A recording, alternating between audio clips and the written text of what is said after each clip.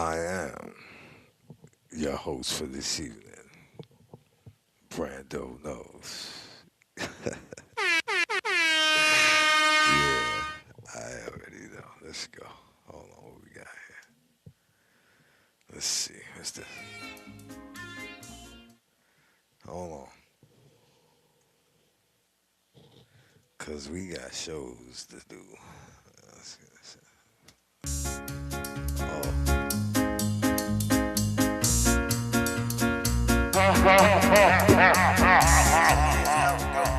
this is how we start the show. Y'all hit the flow when we start the show. So let's go, let's go, let's go. Ooh, ooh, ooh, ooh, ooh, ooh, ooh, ooh.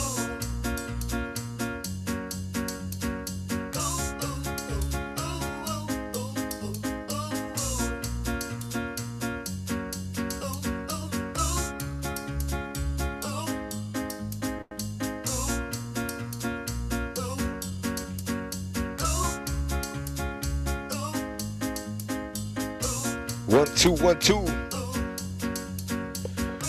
It's your boy Brando knows, and we with that live in-house con.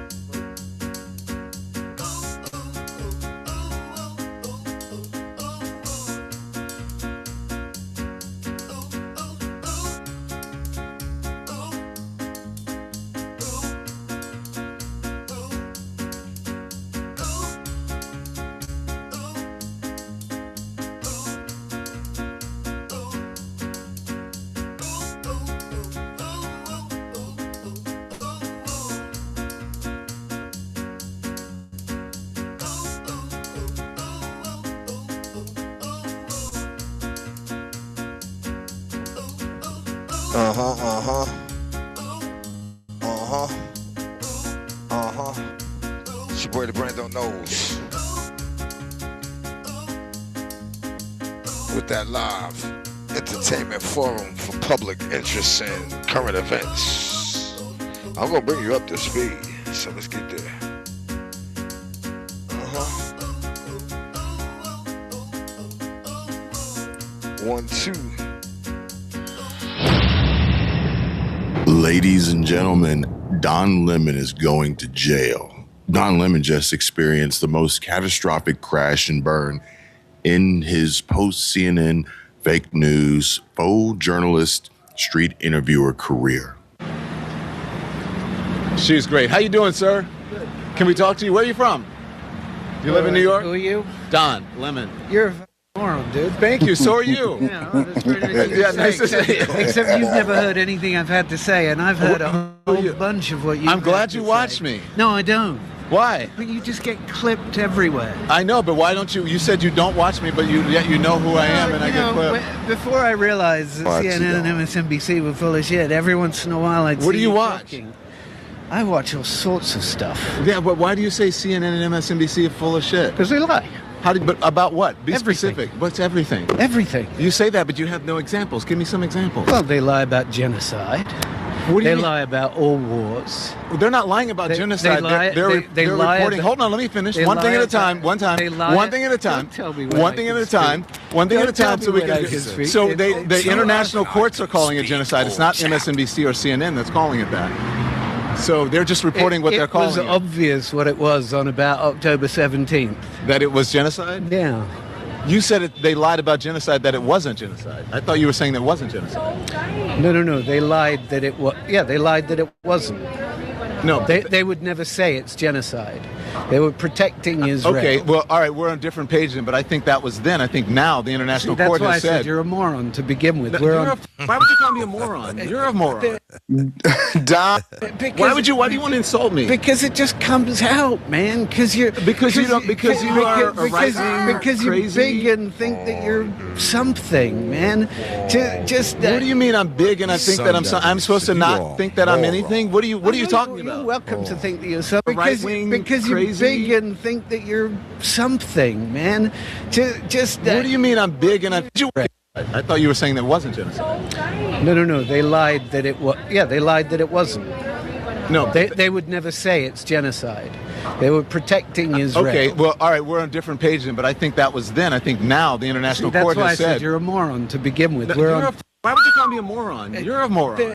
Don, why do you want to insult me? Because it just comes out, man. Because you are a right wing. Because you're big and think that you're something, man. What do you mean I'm big and I think that I'm supposed to not think that I'm anything? What are you talking about? You're welcome to think that you're something. But And what do you think you are? Oh, I'm just me. You've had a platform. I'm just me. No, but you just. Excuse me. I'm sorry about that. Boy, I didn't mean to do that.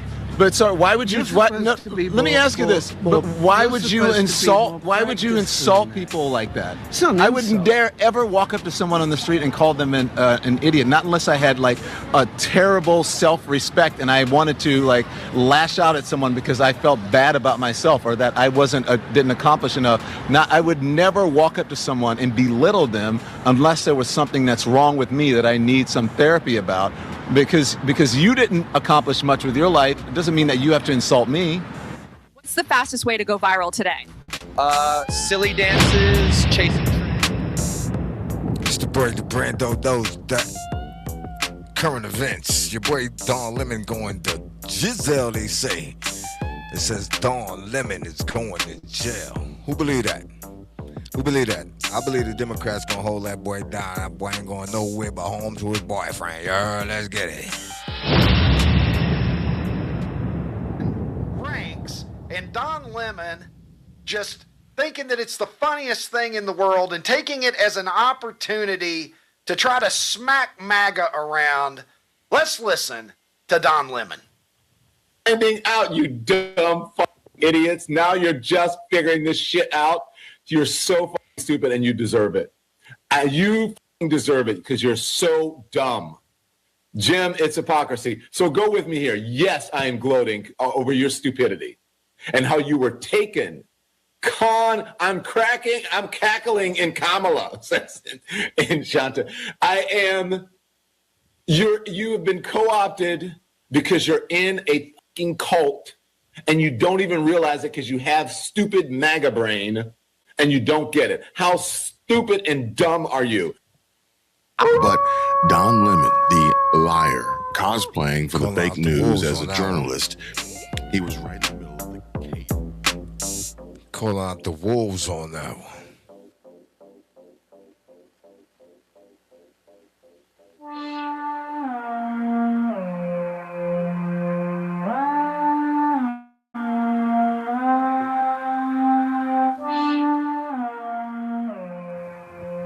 So none of these mics got juice, huh?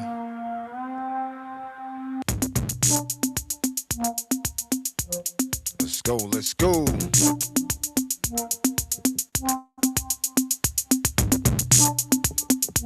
Uh-huh. 1, 2. Department of Justice announced that they are launching criminal investigations into the protesters and the teleprompter reader who was right there with them.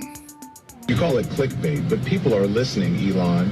You're laying off thousands while buying billion-dollar social platforms, flying rockets, and tweeting memes about woke mind virus.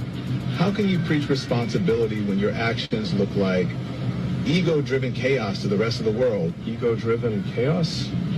Don, I've created tens of thousands of jobs, launched rockets, revolutionized electric cars, and made spaceflight reusable, all while you read headlines off a teleprompter. If that's chaos, maybe we need more of it. I build the future, you just react to it. Usually late and wrong.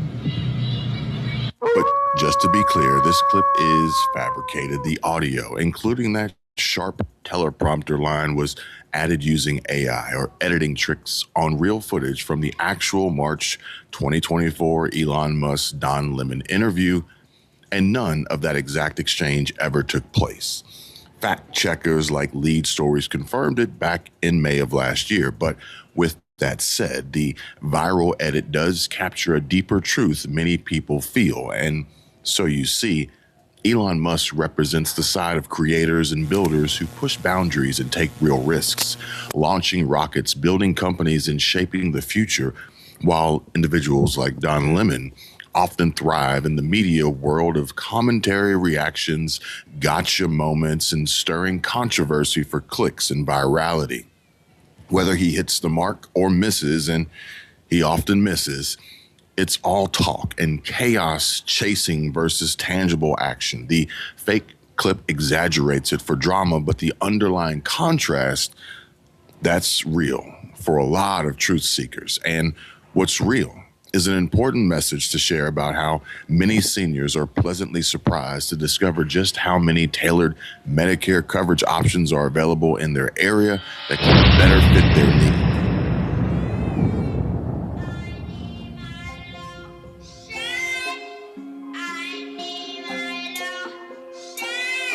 I've been.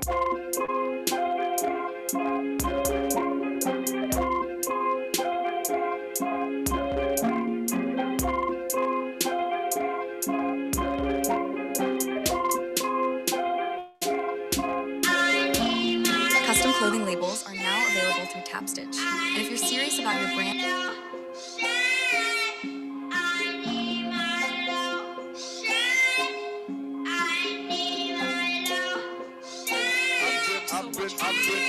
not just my neighbors, and it isn't just my government or my tax dollars. They took my dad.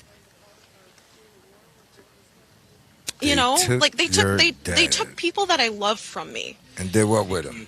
Yeah. So their rhetoric works, okay? Like, that's why you out there? Authoritarian tactics, they work. They work on good people. I'm not mad at the Trump voter. I'm not mad at the MAGA individual. I love them. Yeah. I love them. And yeah. I miss them. I miss going fishing with my dad. I miss going out with my uncles. You know, I miss going to Thanksgiving and not feeling like, oh, she says, like, just turn off the news, man. Sorry for us. We don't hate you. We want healthcare for you too. Yeah. You know, we want you to be healthy too. We want you to be safe too. We want your kids to get a good education. We want your kids to have full bellies and be safe and go to school and not worried about getting shot up. That's why you out there doing We want that for your kids too. That's how you doing that? And, you know, I don't blame you for not believing me. We don't. We don't believe you. But that's what's in my heart today. All right, cool. But your father, I mean, is he someone who is very much on, you know, on the MAGA train, so to speak, and yeah, feel like you just don't have that relationship with him anymore because of politics? Yeah, and the thing is that all of, at least from what I've seen, is that people are, oh, you know, these radical liberals, they've Trump derangement syndrome. No, we haven't. No, the line crossed us. You know, we didn't cross over. There you go. You know, I know that they're good, decent people. They just voted for someone who's really good at tricking them. And it's okay. We can't, you know, we forgive you. We forgive you for falling to those tactics. We the ones been tricked. You can't be a billionaire. You can't make that much money. This lady just said being honest with people. You just can't. You know, so they're really good at tricking folks, and you're not stupid for falling for it. You know, I would want to believe it too. You know, I would want to believe that, yeah, let's make our country better. I want to make our country better too. No, you don't. You know, that this isn't the way that we've been going isn't the so way how to you do doing, it, in lady? my How you doing? opinion. How you doing?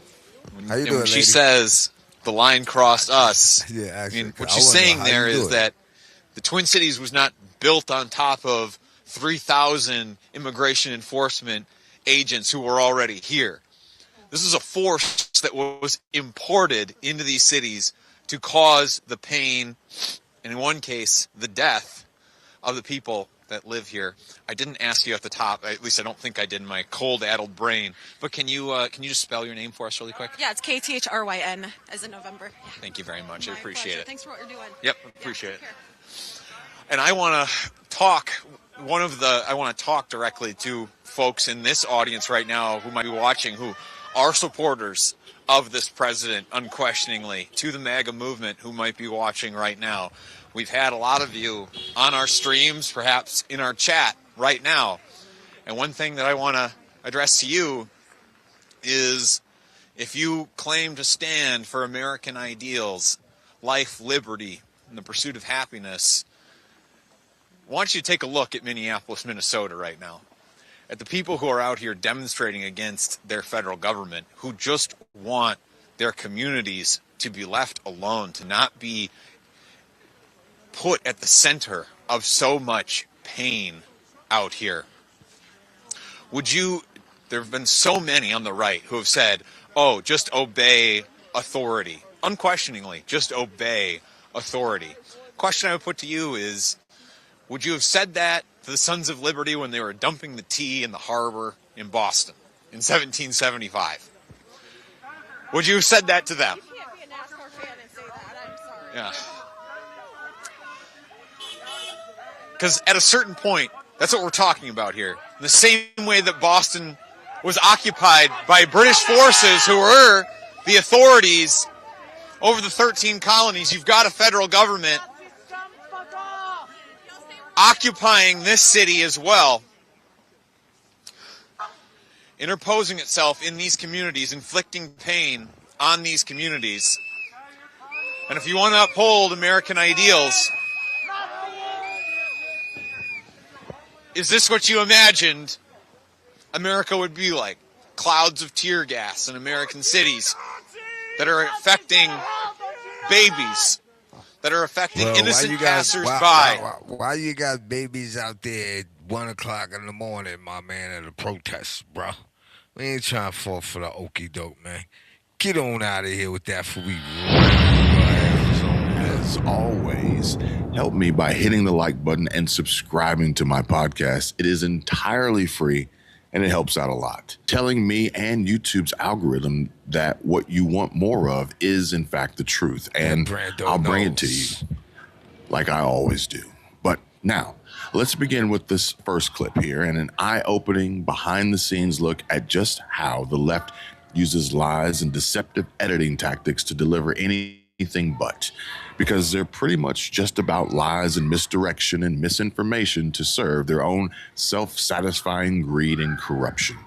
Watch and pay very close attention here to what the MAGA rising star and little Mogadishu fraud exposer actively taking down Ilhan Omar and single-handedly ending Governor Walz's career, and what Nick Shirley has to say here as he exposes the left. And to be honest with you guys, I just can't wait to see who he takes down next. All right, watch. All right, this is super important, and I also learned a great lesson here. So the other week, I sat down with Andrew Callahan in Channel 5 to do a sit-down podcast-style interview for his channel. And when he goes and posts the video, I see he just posted an hour-long interview. I said, well, that's weird, because we actually spoke for around 2.5 hours. And then I go and watch the interview. I'm saying, well, what is this? This is not what happened. For instance, this clip right here. What American city is prospering right now? Austin. Austin. Name another one. El Paso, Texas. El Paso, Texas is prospering? Yeah. Nashville's doing good. Phoenix is doing good. Basically, any place with low state tax is getting a lot of... In any place that's not Democrat. Yeah, I don't know about that. I mean... Name a Democrat city that's prospering right now. Well, it would have to be one that's affordable. Name one. Denver. Why are you smirking? It's not prospering. All right, so that's the clip Andrew posted, but this is the actual interaction of how it went. Denver. Why are you smirking? Because I don't know if it's prospering. It's not. See, you can't even answer the question. It's not prospering. Denver's not prospering either. I agree that Democrat-run states are doing badly. I love it when this happens. I was at a coffee shop and this guy comes up to me and goes, how much debt do you have? And it kind of caught me off guard, so of course I was like, why? And he goes, kind of weird that Andrew didn't put that in, right? Maybe his base or something would not be happy with that response because he obviously got caught lying. And anyways, let's move over to the next topic when we're talking about Somalians being known for pirating, as 89% of the fraud that has been charged inside of Minnesota is by Somalians. This is the interaction that Andrew posted. Somali community, or do you see it as both? 89% of the fraud is being committed by Somalians. Where exactly is that statistic from? You can pull it up on the screen. You'll find it. I just want to know where it's from. You want me to find it right now? For sure, just so I can, I don't know, I believe you. I just want to make sure we have the exact... Here, right here.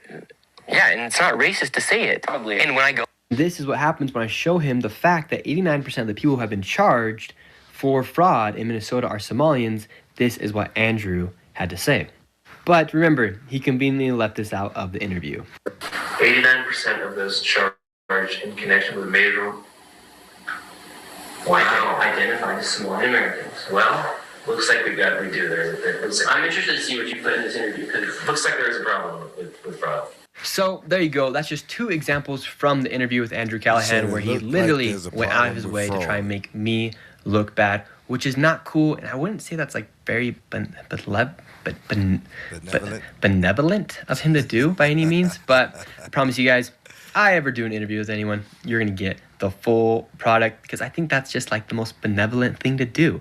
Anyways, I hope you guys enjoyed and you guys were able to see through what I just showed you. The full interview is up on my second channel. Benevolent is an adjective that means kind and with positive intentions, or similarly of an organization perhaps serving in a charitable rather than a profit-making purpose, for which the left is not. They are not kind, they do not have positive intentions, and the only charity case would be themselves, or at least they would consider themselves to be deserving solely for profit-making purposes. However, Andrew has been lost for a while now. Very unfortunate he chooses to lie via omission and clever editing, but he's so scared of getting any backlash following his sexual assault allegations that he will deceptively edit to not get any heat or say the wrong things and piss off his audience. He's compromised and has been captured. But he isn't the only one. You know, people keep saying, oh, this guy's Hitler. No, he's not. And I'll tell you why he's not. Hitler was popular. This guy's not. Because the people, and I'm talking about people like, I live in a town where like a lot of people went that way. Like they give me a lot of shit in the deli. Like I walk in the deli and there's a lot of like, hey, how's that auto pen? How's Biden's auto pen? I walk in the deli now and they're like, what would you like on your sandwich? Like, it ain't flying in a lot of places where you think it might be flying. So the one institution that I think has been the bulwark in a way that nothing else has been the people. And that's been really heartening to me. Jon Stewart is just mad because the Democrat apparatus for cheating in elections is being ended. And so you see, Democrats are in panic mode after a devastating new poll finds Americans trust the Republican Party on the economy and inflation by 6 points, tariffs by 2 points, immigration by plus 11 points, and border security by a staggering plus 28 points. Donald Trump is crushing it. But tell me, John, how winning the popular vote doesn't make you popular? Or how about this, just in, and how 92% of Americans who voted for Donald Trump in 2024 give him a positive approval rating now more than 1 year later, despite relentless smears and attacks. According to the Wall Street Journal, 70% strongly approve. Yeah, that whole buyer's remorse narrative is officially busted. But you want to know what's so funny about it all? And the left's derangement fueling the rage of the DNC and the DSA now? It's that if Hitler was a thing today and Trump surgically extracted him from power without losing a single American serviceman and brought him to stand trial, American liberals would be rioting in the streets to free Hitler. That's how deranged they are. But it's only getting worse as leftists in Minneapolis are getting armed and standing guard against ICE now. Oh, okay. Yeah.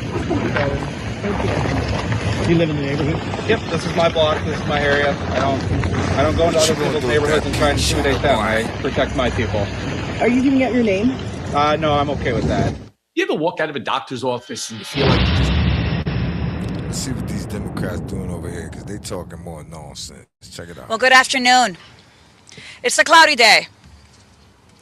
It's 1 week from the horrifying murder that we all saw on video happen in Minnesota.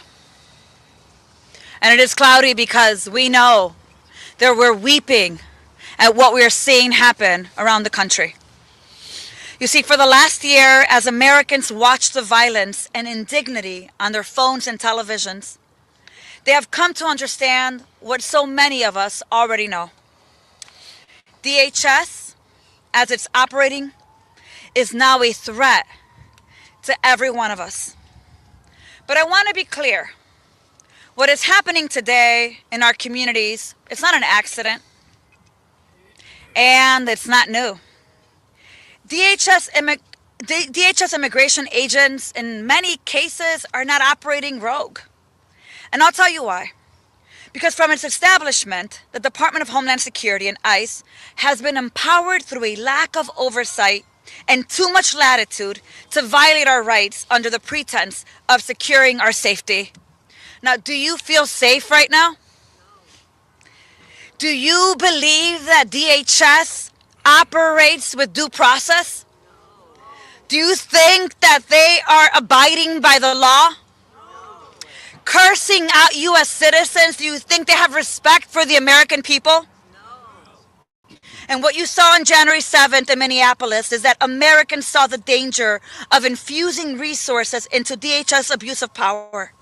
ICE shot citizen Renee Nicole Good in the face and then called her names. So now we have seen so plainly what DHS can do with its unlimited resources and unchecked power. Funding ICE only fuels our own destruction.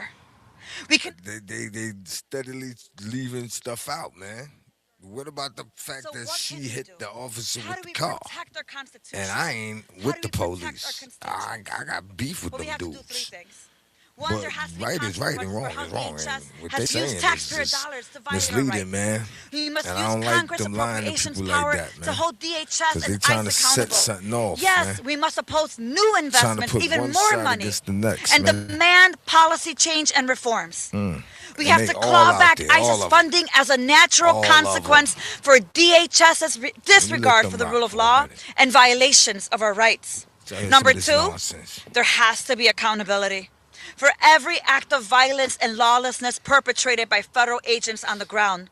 For every constituent who has been tear gassed, hit with pepper balls, subjected to warrantless arrest and precision immobilization maneuvers.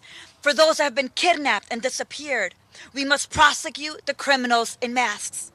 Number three, we must work together as an organized caucus committed to be the opposition party, even as the minority party, to build the pressure and to also build a case so that we can, in fact, impeach Noam and every single fascist leader so they never, ever hold public office again. Look, I called for her resignation back in April. It feels like 100 years ago. And yes, I have called for impeachment before. But Homeland and every member here wants to make sure we go through a process that actually gets us to the outcome we want. And that is why I'm happy to be working with our leaders here today, with the Committee of Judiciary and Oversight, to ensure that our efforts ultimately do, in fact, lead to her removal. Whether it's by resignation, whether it's by termination, or by impeachment. But Kristi Noem has got to go, and we will do everything in our power to ensure it happens as quickly as possible. With that, I'd like to now introduce to you my colleague here to the right of me, the Honorable Congressman Tim Kennedy.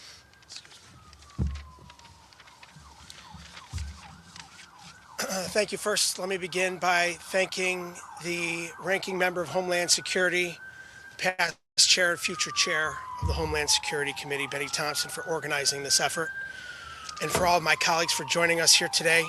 For far too long, we've seen a Department of Homeland Security under this administration that is unchecked, unrestrained, unhinged, and at this juncture, unconstitutional.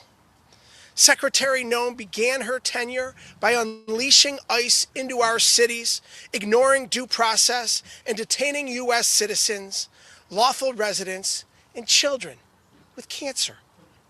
On top of that, she's defied federal court orders, withheld FEMA dollars intended for disaster survivors, blocked meaningful oversight of DHS and obstructed the United States Congress time and time again.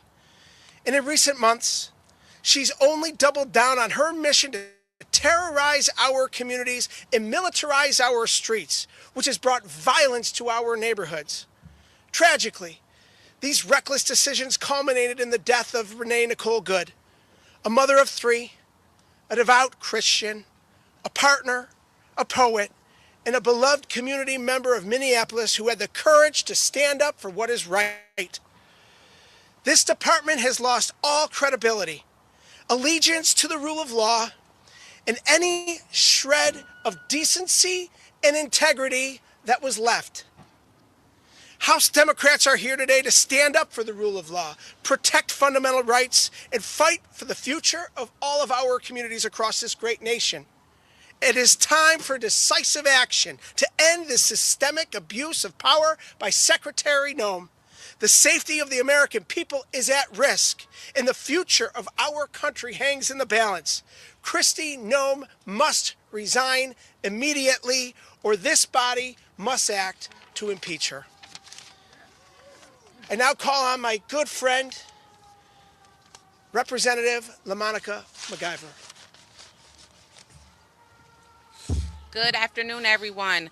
I first want to take a moment to thank our ranking member, Benny Thompson, for hosting this press conference today and for his leadership. As mentioned, I'm Congresswoman LaMonica McIver, and I represent communities in New Jersey that live in constant fear.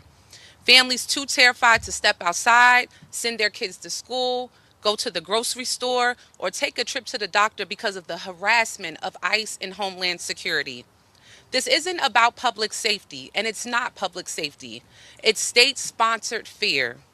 And the fear people live, the fear that people feel is real and unwarranted. Families are being ripped apart. Americans are being brutalized. People are dying. People are dying in ICE custody. And the government is trying to stop anyone from conducting oversight of their brutality. And I know that firsthand. An ICE agent who reports to Kristi Noem shot and killed an American citizen in the street last week. Then, without a single one of the facts, Kristi Noem called Renee Nicole Good, the woman who ICE killed in her car, a domestic terrorist, before she even knew her name. Let me speak directly to Secretary Noem today. You are terrible at doing your job. You are incompetent. You are shameless. But most of all, you are cruel. The American people do not want you. We do not want you. And we will do whatever we need to do to make sure you will not hold that post soon. God will judge you, and Democrats are going to remove you from office that you never deserved to hold in the first place. With that, I would like to call up my colleague, James Wickeshaw from Virginia. I want to add my appreciation to Ranking Member Thompson for bringing us together today to begin this process of accountability for Secretary Noem. And just a few hours ago, not far from here in Virginia, I dropped off my 5-year-old at his preschool. And when he was smaller, when he was younger, and I would drop him off at daycare, he had a tough time with it. A lot of parents have probably experienced that. He would cry a little bit and not want me to leave. And I used to read him a book. It was a Daniel Tiger book. And in that book, Daniel is struggling with the same thing. And his teachers and parents say to Daniel Tiger, "Don't worry, Daniel, grown-ups always come back." And Renee Good dropped off her 6-year-old at school, and she didn't come back. And she didn't come back because of the cruelty and the violence and the recklessness. In the middle of protest, started following Trump ICE agents and Kristi around, Noem blocking their vehicles, DHS cutting off ICE traffic. have unleashed in Then communities she hit the gas and across this sped country. right into one of them and boom, That's the human banged him cost with the front of the car, of what knocked they've him off done. his feet and all that. Renee Nicole That's when he Good's lit off 3 the shots, children bang, bang. are without Hit a him. mother today. One time, hit the dog in the back. And too, I believe. law-abiding citizens They leaving all that and out. immigrants across this country They are terrified. They're leaving all of that asking out.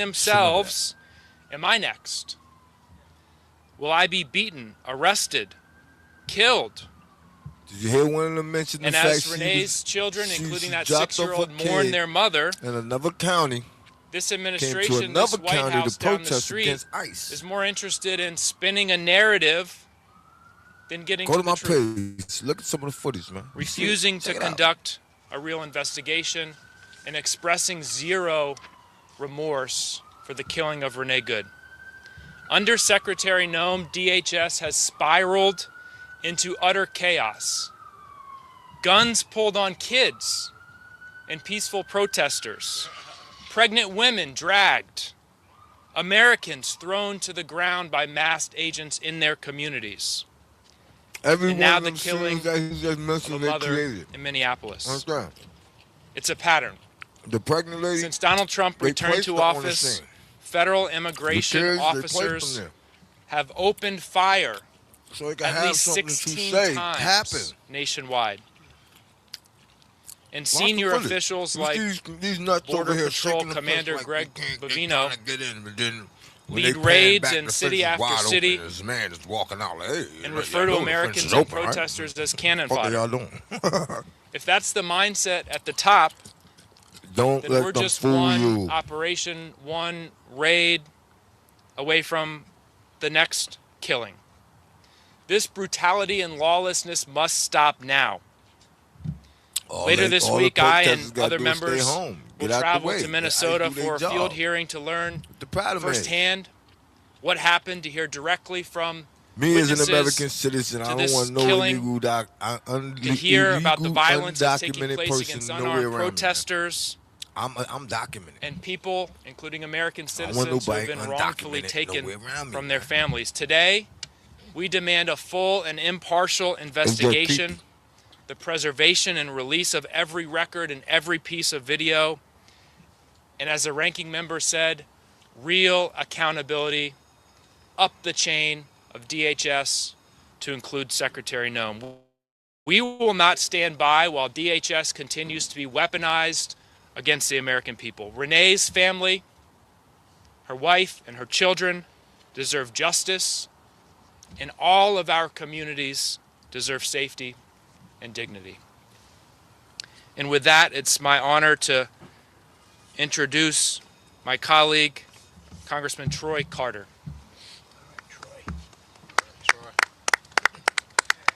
Thank you all for being here on this brisk afternoon, and I want to particularly thank my dear friend and our ranking member, Benny Thompson, for having the courage, the wisdom, and the tenacity for convening this important press conference today. Mr. Vice President, Secretary Noem, allow me to give you the briefing that your staffs failed to give you. Renee Nicole Macklin Good was a mother of three, a wife, a writer, a poet, a devoted Christian, a United States citizen. She wasn't a terrorist. She wasn't the fact she abused her kids. Her there lesbian to lover cause burnt, harm. put She cigarettes was out on her exercising kid, what was got we them took by often HCS. encourage people Don't to leave do. that part If out. you see an injustice, say something. If you see an injustice, do something. Many would say that she was a hero because she saw an injustice and she didn't retreat to the comfort of her home. In fact, she put herself in harm's way after dropping her baby off to school, as many of us do. She stood up for the American value. She stood up for free speech, She went and for put protection herself under in the law. harm's way after she dropped off her kid. And she paid the ultimate price. By rogue,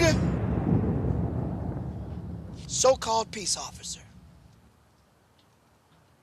who chose violence over de-escalation, who chose bravado over questioning fairly. See, this is not the America that we stand for. This is not the America that you stand for. Mr. President, she was not a terrorist. Madam Secretary, she was not a terrorist as you described her.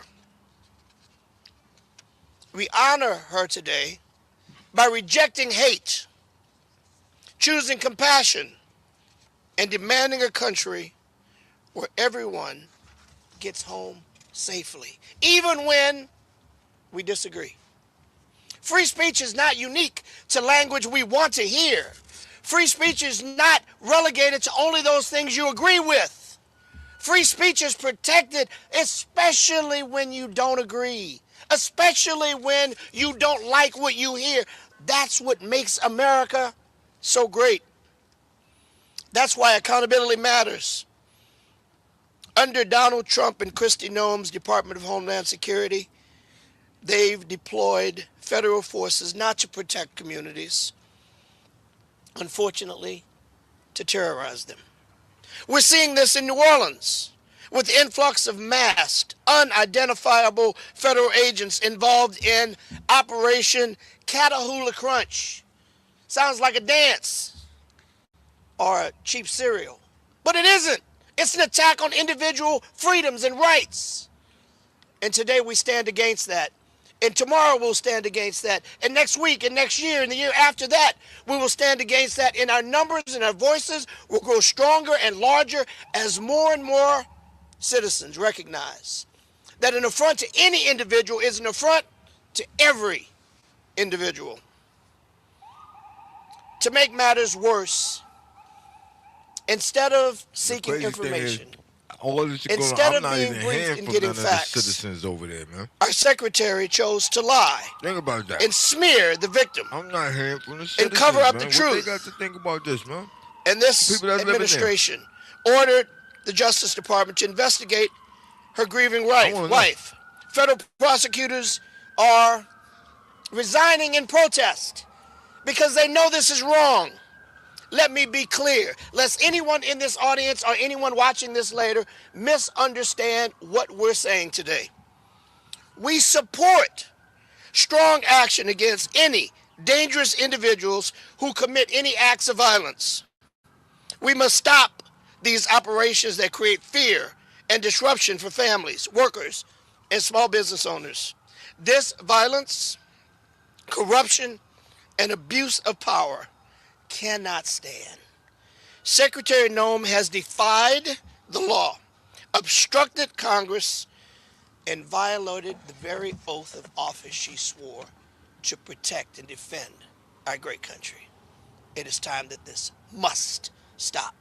We will not stop until it has stopped. Now it is my honor to present to you the esteemed member of Congress from Texas, my dear brother and friend, Representative Al Green. Thank you, Troy. I appreciate greatly your very kind words.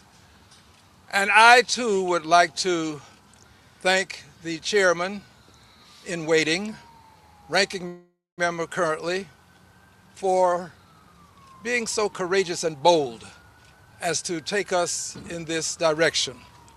His leadership is invaluable. His stewardship has proven to us that he is the right person in the right place at the right time. And today, we the people, by the way, we are the we and we the people. Today, we the people would like the world to know that what happened to Miss Good is an injustice that will not go without accountability. We must remember that the BBC has reported the wife of Miss Good has said, we had whistles, they had guns. We had whistles, they had guns. We might also note that Ms. Noem, immediately after the shooting took place, concluded that Ms. Good was a terrorist. It's been said by many of my colleagues. I agree. This is what she said, a domestic terrorist. Friends, if Miss Renee Nicole Good can be labeled, styled, captioned a domestic terrorist, any one of us can. Any one of you can become a domestic terrorist. And the fate that she suffered can befall any one of you. If they can do it to her, an American citizen, in her car, saying, I'm not mad at you, pulling away to avoid the tragedy that she suffered, it can happen to any one of us. So we have a duty, a responsibility, and an obligation, a moral obligation, to make sure that we do all that we can to get justice for Miss Renee Nicole Good. And that justice includes a thorough investigation.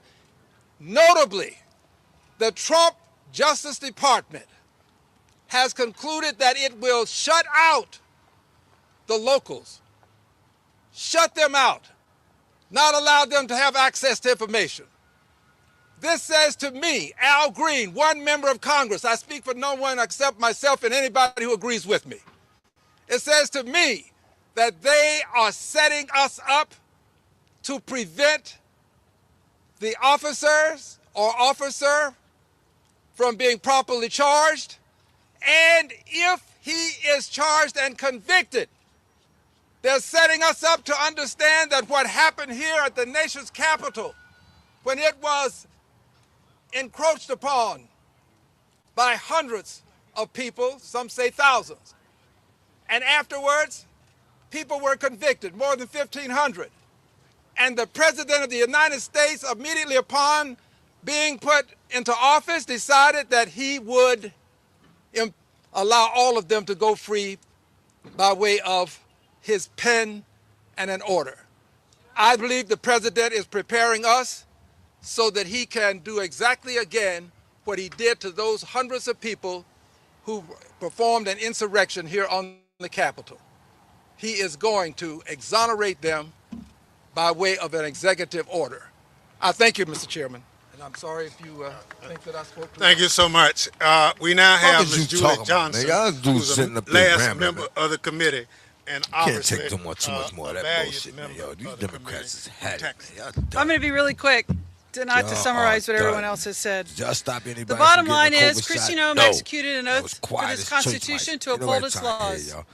She's enabling her agency and organization to violate every aspect of due process, to violate the law and terrorize American citizens. Get up out of here on them, because they The Committee on Homeland Security, the Homeland Dems, we intend to use every tool, every mechanism, every opportunity, every time to speak out, to condemn, to hold her accountable in every way possible within every tool we have in this Congress. Because the American people will not tolerate for its government to exercise rogue authoritarian dictatorship control and abuse and terrorize American citizens on the street of this country. You can't drive your car, drop your kid off to school, and get executed by your government in the United States of America, and that will not be tolerated. So we're here to tell you, to tell this country, to tell the world that we intend to do everything we can to hold her completely accountable, and she must go. Thank you so much.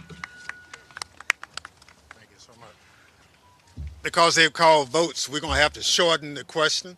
The issue before us today is Homeland Dems have decided to move toward holding Kristi Noem accountable for the actions of the department. ICE, as well as FEMA and some other areas will be looked at. Nothing is off the table, but accountability is the key of what we're talking about. Yes.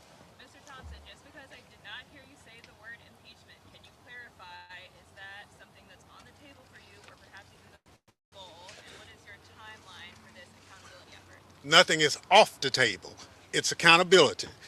We will be in Minneapolis this weekend, looking there. We plan to go to other areas. We want to talk to communities. We want to get a sense of what's happening more than what we are seeing on TV.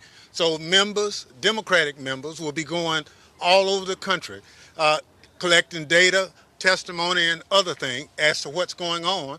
And ultimately, that accountability will lead us to a decision. Some people, as you've heard, have already reached a decision, but from the standpoint of the committee as a whole, we're looking at accountability. And no one, including this administration, is above the law. Yes. Man, if you don't shut your ass up, can't stand them motherfuckers, man. They think they putting the wool over on somebody's eyes, man. Nah, you're not, buddy. We see through y'all like a cheap suit. Let's get back to some real news. That's pretty good for a quick turnout. I just hope nobody cries when he gets himself unalived, because I wholeheartedly believe Mr. Tough Guy here wouldn't last 2 seconds against an ICE agent, let alone be able to draw his weapon up to line up his optical sight with how cinched his sling is against his obviously clinically obese body. Perhaps he should listen to Tim Walz and take Ozempic or GLP-1s too and drop some weight and shed some pounds. But ladies and gentlemen, and so you see, this is what Tim Walz and Mayor Frey want: a shootout. Oh, wait, hang on. I thought they were against this kind of violence. Okay, now I'm confused. The Dems' messaging doesn't seem to align with their actions. This is not just about resistance here in Minneapolis. It's about love. We are showing something far more powerful and consequential here, which is love. We are standing up for one another. You've got neighbors helping neighbors. You've got people uniting and coming together in this beautiful way. Well, good morning, everyone.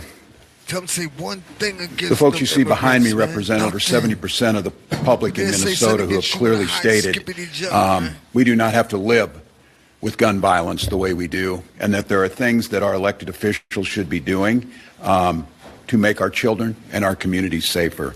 To the folks. Thanks for joining us tonight. I'm Julie Nelson. And I'm Lauren. Will he assume that thing would be, you know? Because they throw messages out there subliminally, you know, oh, there's something has to be done to make the community safe. Like, what possibly can you do, my man, other than send ICE in there and clean it up?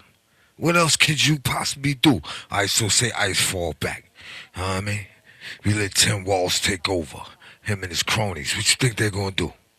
Already they got busted stealing billions of dollars, man. Nobody see nothing wrong with this situation here, man. Technically, I really want to fall back and let them continue to do what they was doing. That's what y'all saying, right? All right, hold on. Let's get back into this, because I can't believe it, man. I can't believe it. To the folks. Thanks for joining us tonight. I'm Julie Nelson. And I'm Lauren Lemanchek. Governor Walz issued 2 executive orders today taking aim at gun violence in our state. Among those actions in these orders is establishing a statewide safety council to make policy and funding recommendations. And it all comes after Walz did not call a special session addressing the issue. Morgan Wolf leads us off tonight live from the Capitol. Morgan? Yes, well, Governor Walz says that Minnesota has experienced a historic year of gun violence. After the Annunciation shooting in August, he wanted to call that special session, but when Republicans and Democrats could not get on the same page, he never did. So now, as governor, he is taking the executive order route. Governor Walz is going past legislators, signing a number of executive orders that he hopes will combat gun violence. Enough is enough. Enough is enough. The governor is directing the State Department of Commerce to collect firearm-related claims data from insurance companies. He wants to expand the Department of Public Safety's training, data collection, and education around extreme risk protection orders, which aim to prevent people in crisis from getting guns. And lastly, he's creating a statewide safety council that will bring together leaders from law enforcement, education, mental health, and community organizations to develop strategies to prevent violence. The Minnesota Department of Safety Commissioner says that the council will make policy and funding recommendations within a year. This is a time to take whatever actions we possibly can to make a difference. These orders follow the governor's call for a special session in August. There were multiple hearings where Democrats clashed with Republicans about gun control. No special session ended up being called. It's time to start reporting that is all. Want to know how this hair care brand grew from $9K a month to $195K a month in revenue in 6 months using Amazon PPC? It does do something. It does make a difference. And to stand here and have to look in the eyes of parents who lost their little ones, shame on them. Speaking of little ones, I want to share with you all the latest developments regarding funding cuts to childcare in Minnesota, which stem from federal actions by the Trump administration's Department of Health and Human Services, HHS. These were triggered by allegations of widespread fraud in Minnesota's child care assistance programs, amplified by a viral YouTube video from late December of 2025 showing investigations into certain daycare centers, many Somali-run, that appeared empty despite receiving funds. A big thank you to Nick Shirley, and as DC Drano puts it and points out, but I too can't help but notice the Minneapolis riots against ICE only started kicking up once Nick Shirley exposed the Democrat daycare scams. But just imagine if your town was invaded by thousands of agents who don't share your values. Imagine if that city or that town was suddenly invaded by thousands of federal agents that do not share the values that you hold dear. Imagine if your daily routines were disrupted. The local cafe that you eat at was shut down because they're scared that their own family might get torn apart. Imagine if schools shut down and suddenly parents got to figure out what to do for daycare. An absolute self-owned by old Gay Frey, who just made the argument against mass migration in favor of Trump, MAGA, ICE, America, and what we all voted for. You literally can't make this up. He really should resign. But getting back on track here, folks, key details on the funding actions happening late December 2025 and early January 2026 include HHS having froze approximately $185 million in annual federal child care funding specifically to Minnesota. And this via the Child Care and Development Fund, CCDF, having expanded this to freeze billions in broader family assistance funds, including CCDF, TANF, and SSBG, totaling over $10 billion across 5 Democratic-led states, including Minnesota, California, Colorado, Illinois, and New York. In addition, imposed stricter nationwide requirements such as requiring attendance verification, receipts, or photo evidence before releasing payments, rescinding some Biden-era rules allowing upfront payments based on enrollment. The moves were justified by HHS and anti-fraud measures, citing credible and widespread allegations of providers billing for non-existent care. Here in Minnesota, there's businesses just like the one behind me. These are called non-emergency medical transportation businesses, where they have vans like this sitting out in the snow that have never even been moved. Neighbors say these vans haven't moved in months. Yet, the state of Minnesota has over 1,020 companies like this, and 90% of them are Somalian-owned. Each one of these businesses are collecting over $1 million a year. And what are they doing? They're saying that they're moving people around that have some type of medical emergency, but the neighbors say these vans never leave. And as you can look right there, there's snow built up around all of those vans. Those vans haven't moved for a long time. But in the state of Minnesota, they're literally paying companies just like this millions of dollars a year. Like I said, they're called non-emergency medical transportation companies, and there's over 90% of them in Minnesota that are owned by Somalians, collecting millions of taxpayer dollars a year, and the vans just sit like that all year long. This is going on in Minnesota, massive fraud. This followed earlier fraud scandals in Minnesota. For example, related to Feeding Our Future and welfare programs. But the impact is estimated to potentially affect around 23,000 children and thousands of providers in Minnesota. Providers warned of possible staff cuts, classroom closures, or full shutdowns due to thin margins. Families relying on subsidies for low-income working parents could face disruptions too, but that's the most fascinating and, quite frankly, strangest part about it all. And so you see, Why aren't parents in Minnesota not protesting after childcare funding was cut? This is the part nobody wants to explain. But you'd think, logically, I mean, it only makes sense, right? But if thousands of parents actually lost real childcare overnight, you'd expect chaos, angry interviews, school boards melting down, TikTok reel posts from the driver's seat of their car, lawsuits, but instead it's mostly silence, and that silence is doing more damage than any tweet or reel could ever. Well, so long as it doesn't come from Trump, because as Gina Milan points out here in this post, when Trump tells someone to f*** off, the media loses its mind. But when Jacob Frey goes on national TV and says f*** ICE, it's shrugged off as acceptable. That blatant double standard is exactly why no one takes you people seriously.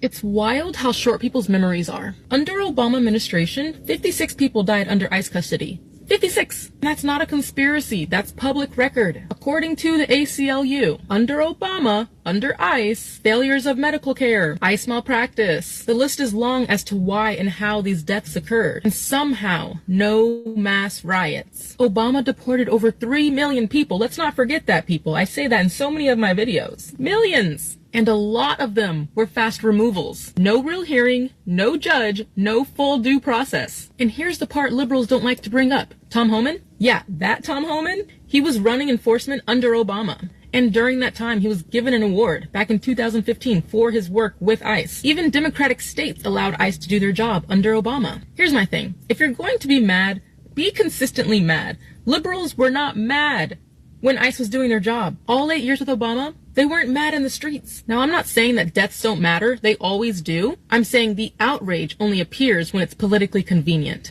aka selective outrage.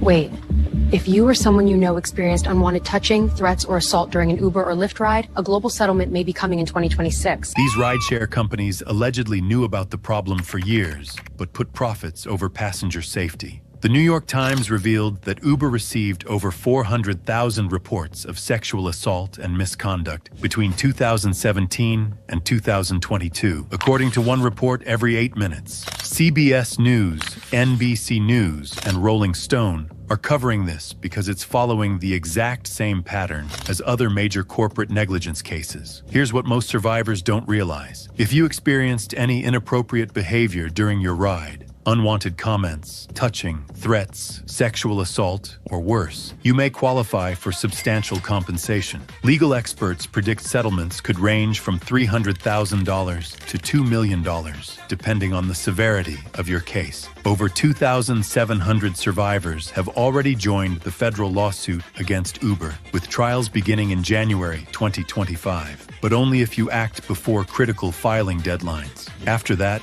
you're permanently excluded. 85% of eligible survivors will miss this opportunity because they don't think their experience counts or they wait too long. It takes just 60 seconds to find out if you qualify. Click this ad now and answer 3 simple questions. Your information remains 100% confidential, and there are 0 upfront costs. The attorneys only get paid if you win. There are absolutely no hidden fees or obligations. You won't pay a single penny unless you receive compensation. You're not committing to anything by checking your eligibility, but you must verify your qualification before the deadline. Don't let these companies get away with putting passengers at risk. Click now to see if you qualify for compensation. This page will be removed once the settlement moves forward.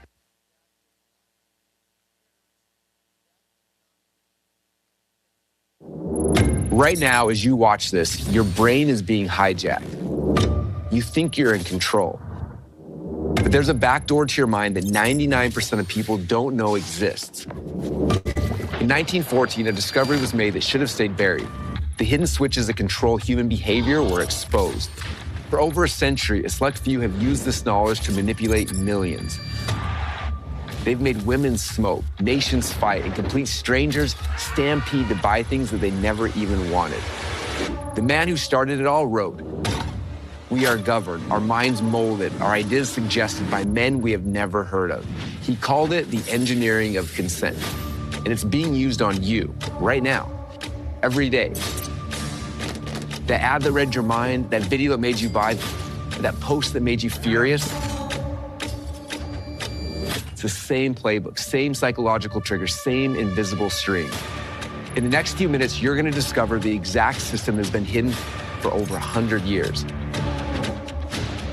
The same dark psychology that built empires, toppled governments, and created billionaires. The question is, do you want to remain the puppet or learn to become the puppet master?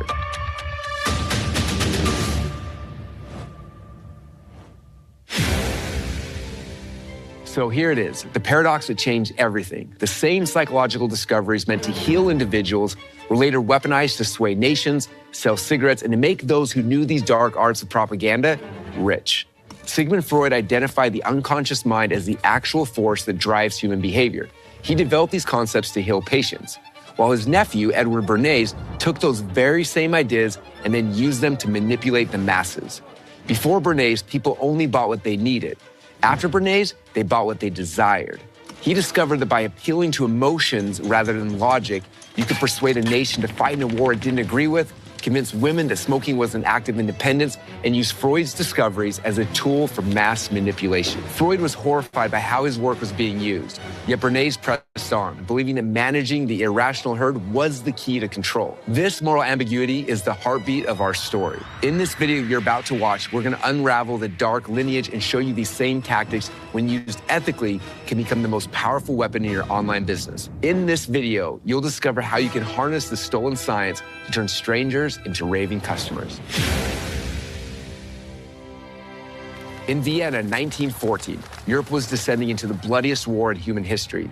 Sigmund Freud watched in horror as millions of civilized men turned into savage killers overnight. But this carnage confirmed what he'd been warning about for years, that beneath the surface of every human being lurk dangerous, primitive forces, sexual and aggressive drives from our animal past that we desperately repressed, because if we ever broke free, civilization would collapse into chaos. Freud saw the war as proof that he was right. Governments had unleashed humanity's unconscious demons, and nobody knew how to put them back. Meanwhile, across the Atlantic, Freud's nephew, Edward Bernays, was living a completely different life. He was a small-time press agent promoting opera singers and circus acts in New York. Bernays kept in touch with his famous uncle and even vacationed with him in the Alps. But he was nobody special, just another hustler trying to make it in America.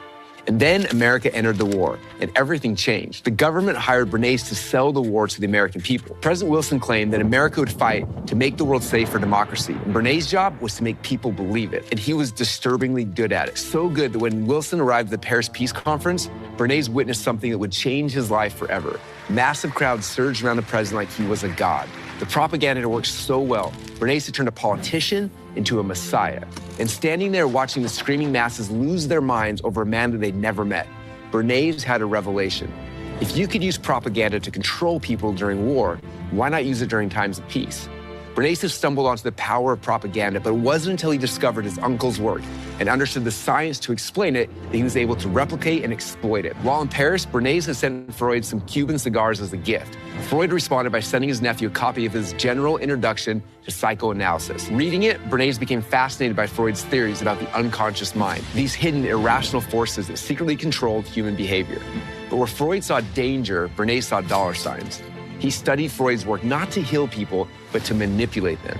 His first major test came from George Hill, president of American Tobacco. At this time in history, women didn't smoke in public. It was taboo. Hill was losing half his market, and he wanted Bernays to fix it. So Bernays hired a psychoanalyst who told him that cigarettes were symbols of male power. And he believed that if women smoked them, that they would then symbolically have their own penises. It was kind of insane, but Bernays ran with it. So he hired some young socialites to march in New York's Easter Parade, and at his signal, dramatically light up cigarettes. He told the press they were activists lighting torches of freedom. The story went global. Overnight, he linked smoking to women's liberation, and sales exploded. This was the moment that everything changed. Before Bernays, advertising told you why you needed something. But after Bernays, it manipulated what you desired. He didn't sell products, he sold feelings, identities, and dreams. He taught car companies to sell masculinity. He put products in movies. He brought celebrities to the White House to save a boring president's image. By the late 1920s, he helped create a consumer boom that transformed America. Millions of people were buying things that they didn't need because Bernays had figured out how to trigger their unconscious desires. But Bernays wasn't just selling soap and cigarettes. He was selling something much more dangerous, the idea that democracy itself was an illusion. In 1928, he wrote a book called Propaganda. The first line reads, The conscious and intelligent manipulation of the organized habits and opinions of the masses is an important element in a democratic society. He went on to explain that the invisible government of persuaders actually ruled America, pulling the psychological strings that made the now puppet public dance. The masses were too irrational, too dangerous to actually have power. They needed to be controlled by people like him who understood their unconscious drives. When Freud read what his nephew was doing, he was horrified. His life's work, understanding the human mind to heal suffering, had been perverted into a weapon of mass manipulation. Freud had warned that civilization needed to control humanity's dark impulses, but Bernays had figured out how to exploit them. This was the birth of modern persuasion. Every webinar that you've watched, challenge that you've attended, every sales page, article headline, or YouTube video that stirred your emotions, every political campaign that played upon your fears, they all trace back to this moment when one man took his uncle's healing science and turned it into history's most powerful manipulation machine. Bernays proved that whoever controlled the unconscious controlled the crowd. And once that door was open, it could never be closed again. Bernays died at the age of 103, taking many of his secrets to the grave. But his techniques didn't die with him. They'd already infected every corner of American business like a virus. In the 1960s and 70s, a new generation discovered what Bernays had done. They studied his campaigns, dissected his methods, and realized something terrifying. Bernays had only scratched the surface. The human mind was far more hackable than even he had imagined. One of these students was a young, struggling copywriter named Dan Kennedy. Kennedy was broke, desperate, willing to do whatever it took to survive. He failed at everything: comedy, magic shows, even selling insurance door to door. But then he stumbled onto Bernays' work, and something clicked. Kennedy realized that Bernays had left breadcrumbs, a trail leading to even darker, more powerful techniques. And Kennedy became obsessed. He studied not just Bernays, but the people that Bernays studied. He went back to Freud's original text. He examined hypnosis, con artists, and cult leaders. He discovered that throughout history, there had always been a hidden lineage of what he called mesmerists. People who could take control of others' minds so completely that their victims had to hand over their fortunes while thanking them for the privilege. In his private notes, Kennedy wrote, "Franz Mesmer was driven to exile in the 1970s for doing what I do every day. The difference is I don't call it mesmerism, I call it marketing." Kennedy spent decades perfecting these techniques. He tested them in the trenches, writing sales letters and producing infomercials that generated millions, crafting presentations that made grown CEOs cry and beg to write checks and max out their credit cards by night. But unlike Bernays, who served corporations, Kennedy realized that the real money was in teaching these secrets to others. By the 1980s, Kennedy had become the secret weapon behind dozens of industries: real estate gurus, fitness experts, financial advisors, skincare companies, online marketers. They all came to Kennedy to learn how to hijack minds. He called them his renegade millionaires, and he taught them things that would make Bernays blush. While Bernays had focused on manipulating the masses, Kennedy went deeper. He developed techniques to control high-value individuals, CEOs, investors, and professionals, people who thought they were too smart to be manipulated. Kennedy proved them wrong over and over again. In a rare moment of candor, Kennedy once told a small group of students, "Bernays showed you that you could control the crowd by triggering their unconscious desires, but I discovered something even more powerful. You can make someone utterly defenseless by first making them believe that they're in control. It's not about persuasion anymore, it's about possession." Kennedy's students went on to dominate every market they touched. They became the gurus in every business category you can dream of, each one using variations of the same psychological weapons without even knowing their dark origins. But here's what's truly disturbing. These techniques kept evolving. Each generation discovered new ways to hack deeper into the human psyche. Social media algorithms that exploited dopamine, webinars that use cult indoctrination techniques, sales funnels that systematically destroy objections before the prospect even knows that they have them. And at the center of this evolution was one simple, horrifying realization that Kennedy put into words. The better you are at mind hijacking, the larger you can make the price of what you sell. Think about that. Bernays convinced women to spend a few cents on cigarettes. Kennedy's students convinced entrepreneurs to spend $100,000 or more on coaching. The techniques got better, the price tags got bigger, and the control got deeper. Which brings us to today. Right now, as you read this, these techniques are being used on you. That Facebook ad that seemed to read your mind, that webinar that had you pulling out your credit card before you knew it happened, that guru who made you feel like they were the only ones who actually understood you, they're all using the same playbook. A playbook that was started with Freud's discovery of the unconscious, was then weaponized by Bernays, perfected by Kennedy, and is now being deployed at scale and sophistication that would terrify even them. The question isn't whether these techniques work. The evidence is overwhelming. They shaped the last century of human behavior. The question is what happens when you learn to use them yourself? Because here's the truth that Kennedy understood that Bernays didn't. In a world where everyone's trying to manipulate everyone else, the only real power is in becoming the manipulator instead of the manipulated. As Kennedy wrote in his controversial mind hijacking manifesto, he said society literally divides between the mesmerists and the mesmerized. Those with the most power and wealth tend to be the most powerful mesmerists. Money and power and mesmerism are linked. Now, setting aside your possible squeamish feelings about mind hijacking, truth be told, wouldn't you like to exert undue, outsized influence over others? The answer, if you're honest, is yes. Because in an attention economy, influence isn't just power, it's survival. And that's where our story takes its next dark turn. And that's where I come in. Hi, my name is Russell Brunston, and if you don't know who I am, well, that's kind of the point of this whole story. I wasn't born rich, I wasn't famous, I was just a broke college wrestler from Boise, Idaho, trying to figure out how to support my new wife without getting a real job. So when I heard about Dan Kennedy, he was running a seminar that promised to teach what he called the dark arts of persuasion. I maxed out my credit cards and I flew to Cleveland. Now I walked into that room expecting to learn how to write better sales letters. What I discovered instead changed everything. In fact, the speaker wasn't Dan, it was one of his students. And he said something that stopped me cold. There are two ways to get rich as a speaker. The first is to be famous. Tony Robbins, they get paid hundreds of thousands of dollars just to show up. But if you're not famous, let's be honest, you're not, there's a second way, a way that can actually make you more money than the celebrities. But it requires mastering an art that most people think died decades ago. He called it platform selling or one-to-many selling. The idea was simple but terrifying. You get on stage not to get applause, but instead to get credit cards. You deliver a presentation so psychologically engineered that people are literally running to the back of the room to buy whatever it is you're selling. I thought at first it was BS until I saw him actually do it. Right there in that hotel conference room, he sold $180,000 worth of a speaking course in 90 minutes to maybe about 150 people. I watched successful business owners, people way smarter than me, stampede to the back tables, fighting to hand over $20,000 each. After seeing this, I had to learn it, and so I tried. And you have no idea how hard I tried. My first attempt was at a marketing seminar in Atlanta. I'd spent weeks crafting what I thought was the perfect presentation. I studied every technique that I was able to remember from seeing other people sell on stage, and I thought I was ready. But after I gave my presentation, I tried to make my sell, I bombed completely. Not only did nobody buy, no one even got out of their seats to come and talk to me in the back of the room, where I was standing with a handful of blank order forms, but no orders. In fact, I remember hiding in my hotel room afterwards, eating coconut shrimp and Haagen-Dazs ice cream straight from the container for 3 days until the event ended, wondering what I'd done wrong. My wife called to ask how it went. I couldn't face telling her, so I told her it went great. But here's the thing about learning the dark arts. The failures teach you more than the successes. Every time I bombed, and there were many, I learned another piece of the puzzle. I started noticing patterns that weren't in any book. I watched other speakers obsessively, not the famous ones. They could sell just by being themselves. I watched the unknowns who somehow generated millions. I sit in the back of the rooms with a notebook documenting every gesture, every pause, every linguistic pattern that they used. That's when I discovered something disturbing. The best platform sellers weren't using normal sales techniques. They were using something much older, much darker. They were using the same mind control techniques that Bernays had pioneered, but adapted for a live audience. After I realized that, I tracked down every master that I could find. Most wouldn't talk, and the ones who did spoke in code, like they were protecting some nuclear secrets.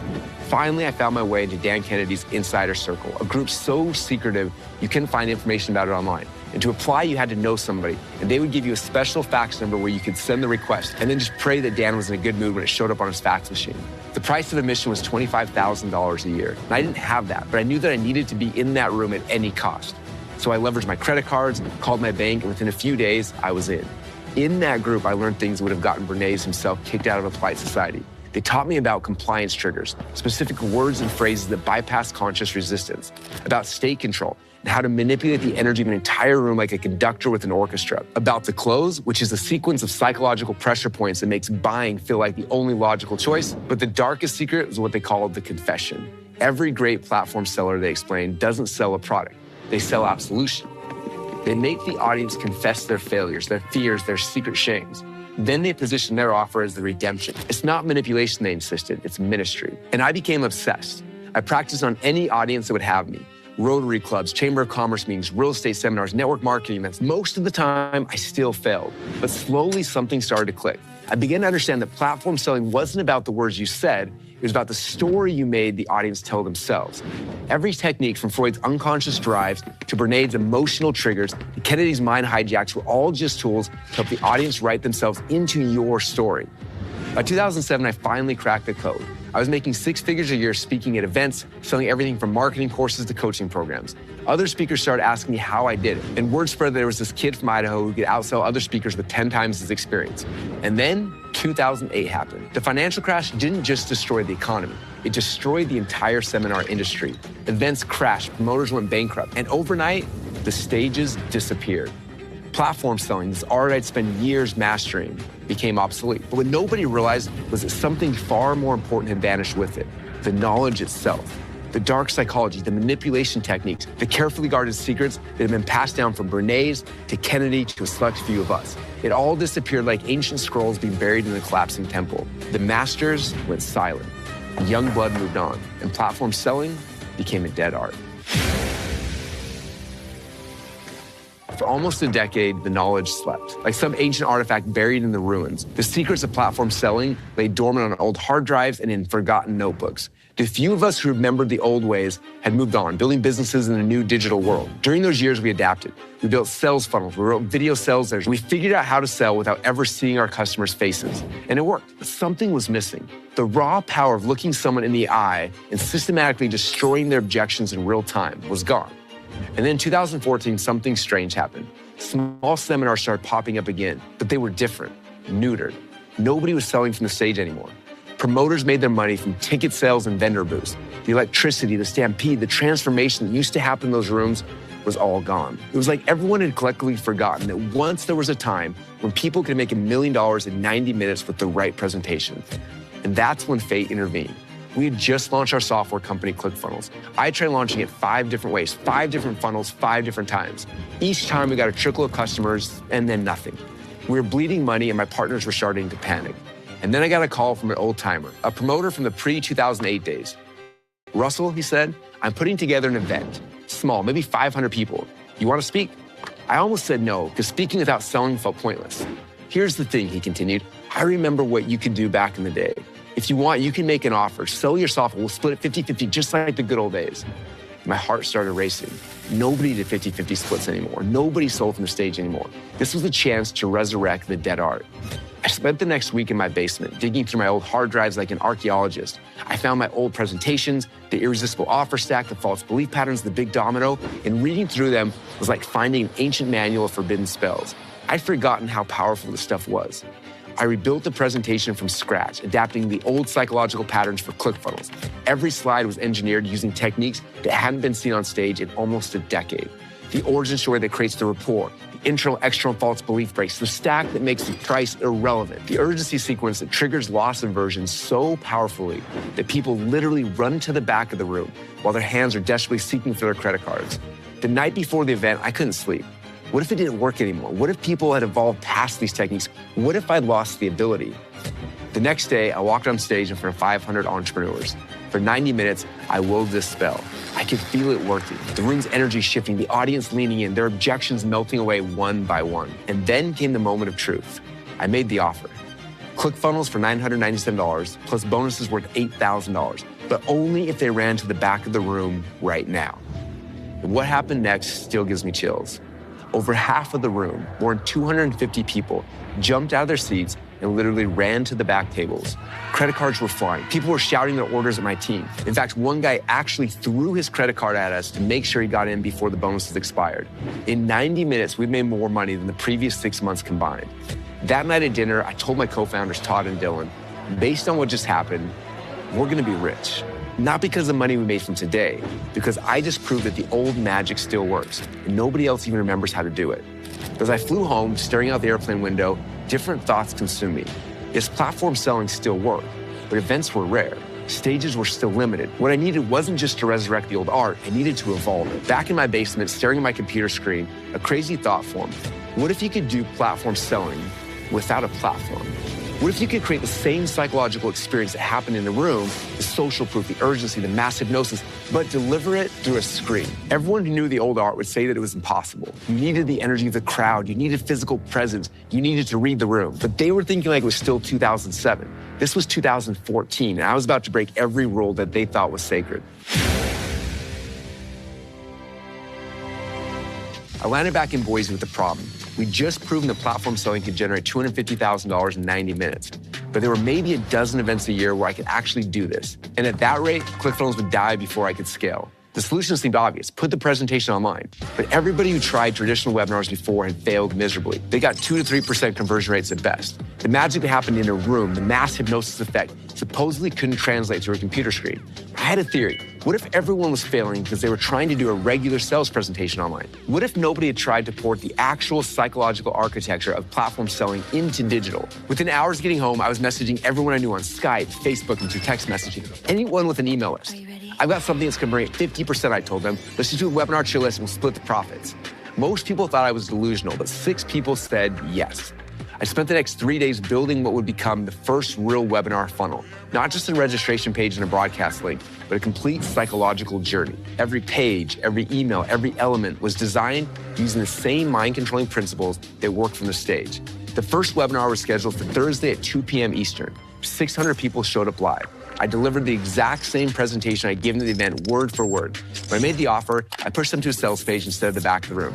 We made 30 sales, 5% conversion. I wanted to punch my monitor. This was supposed to be my breakthrough, and I'd gotten 1/10 of what worked live.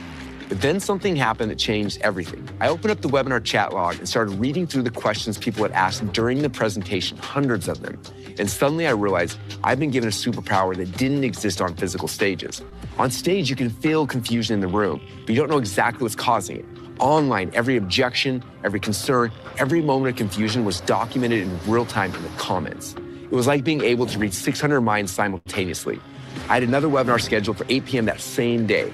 In the 4 hours between the webinars, I went through every single question and I found the patterns. How does this work for WordPress? What if I don't have a product? Is this just for info products? I rebuilt dozens of slides answering these objections before people could even think of them.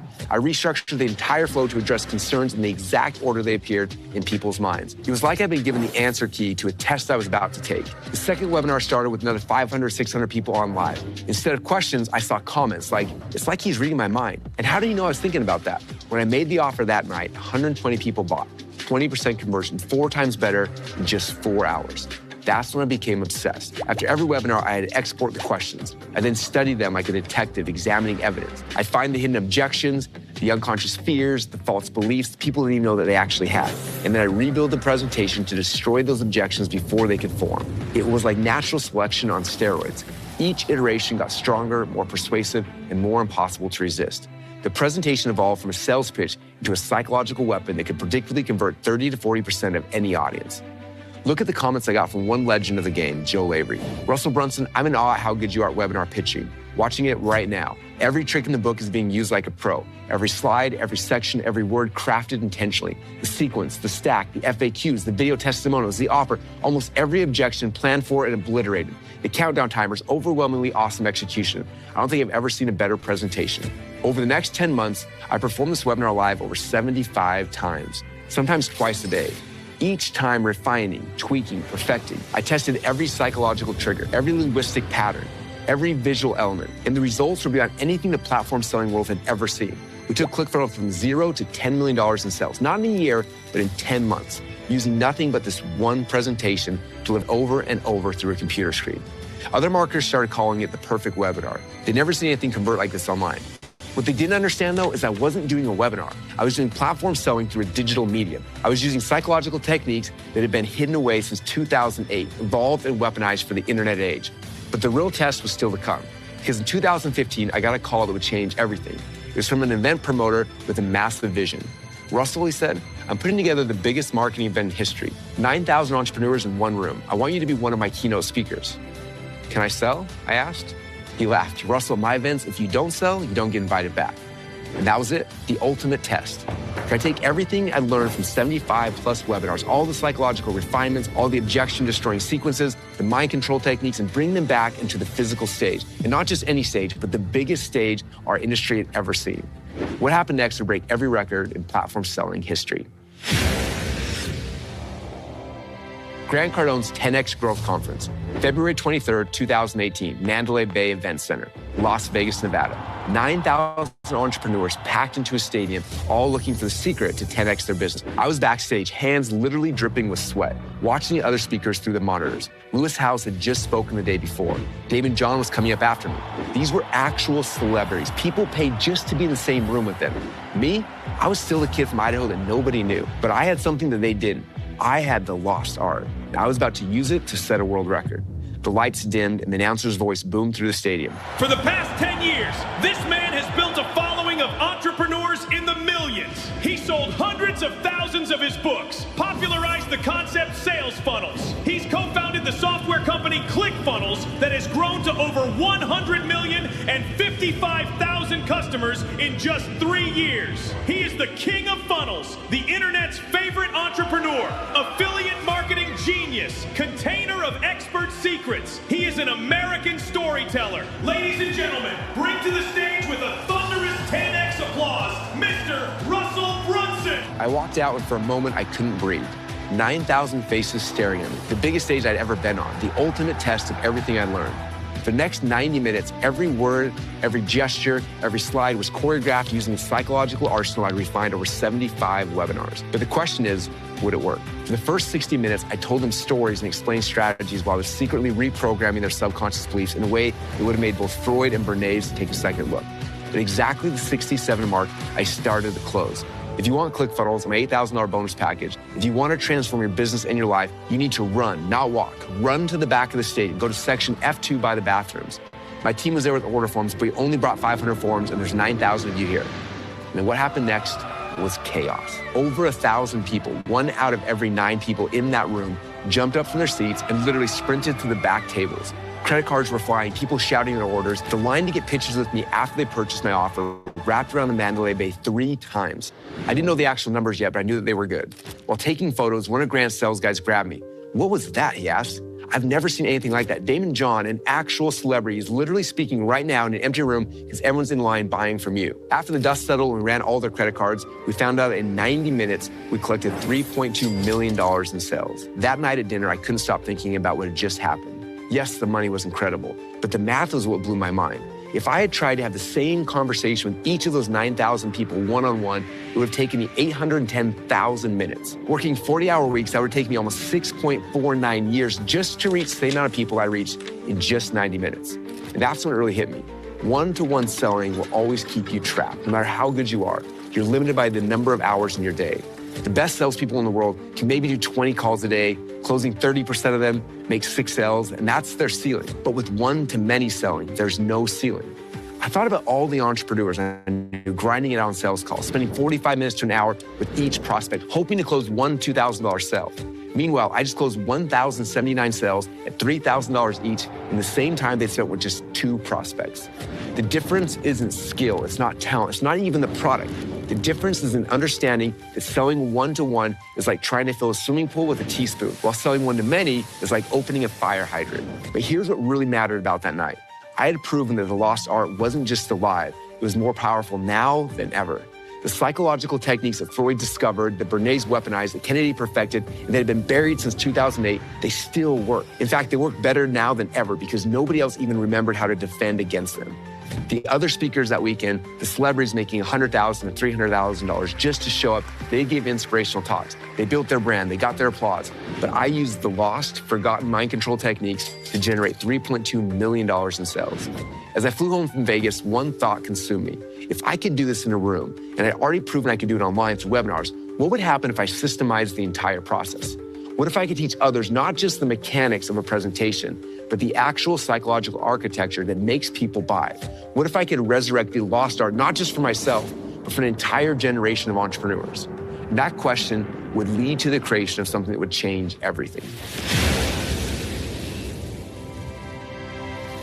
The question everyone asks after hearing about the $10,000 event is always the same. Was it just you, or could anyone learn this? Let me answer that with a story about Annie Grace. Annie had already overcome her own struggle with alcohol and developed a powerful method to help others do the same. She'd written books, created programs, had all the knowledge, but she was stuck. She couldn't figure out how to get her message to the masses who desperately needed it. Then she discovered my presentation framework and had a breakthrough. She could use these same selling techniques to help others get freedom from alcohol. She wrote a webinar using my framework, but instead of breaking false beliefs about buying a course, she broke false beliefs about alcohol. Instead of stacking value, she stacked reasons to quit. Instead of creating urgency to buy, she created urgency to change. That webinar has now helped tens of thousands of people overcome alcoholism. And Annie, she built a business worth tens of millions of dollars teaching others what she learned. She didn't just master the art, she used it to save lives. Or take Caitlin Poland. She was a fitness competitor who wanted to help women lose weight. Using my one-to-many selling framework, she built Lady Boss Weight Loss. That single webinar presentation has now been seen online by over 1.3 million women. Let that sink in. An athlete who'd never sold on a webinar before used those techniques to build a business that landed on the Forbes 5,000 fastest growing companies and transformed over 1 million lives. Stacey Martino used my one-to-many framework to help save marriages. Her webinar has rescued thousands of relationships from divorce and built an amazing business in the process. She's literally using this framework to help people fall back in love. Garrett J. White took his warrior movement for men to the next level by using my presentation structure. Brad Gibb and Ryan Lee went from selling financial services door to door to getting over 1,000 people to show up live to the webinars where they sold their services once and got hundreds of clients in a single night. Jamie Cross scaled her soap company from farmers markets to winning multiple Commonwealth Cup awards, all by using my one-to-many framework. The pattern is undeniable. This wasn't just something that worked for me. Anyone who learned the actual psychological architecture, not just the surface tactics, but the deep structure, could replicate these results in any industry. After watching hundreds of my private $50,000 per year inner circle clients crush it with these presentations, I made a decision. I was going to do a one-time only live event where I'd reveal everything.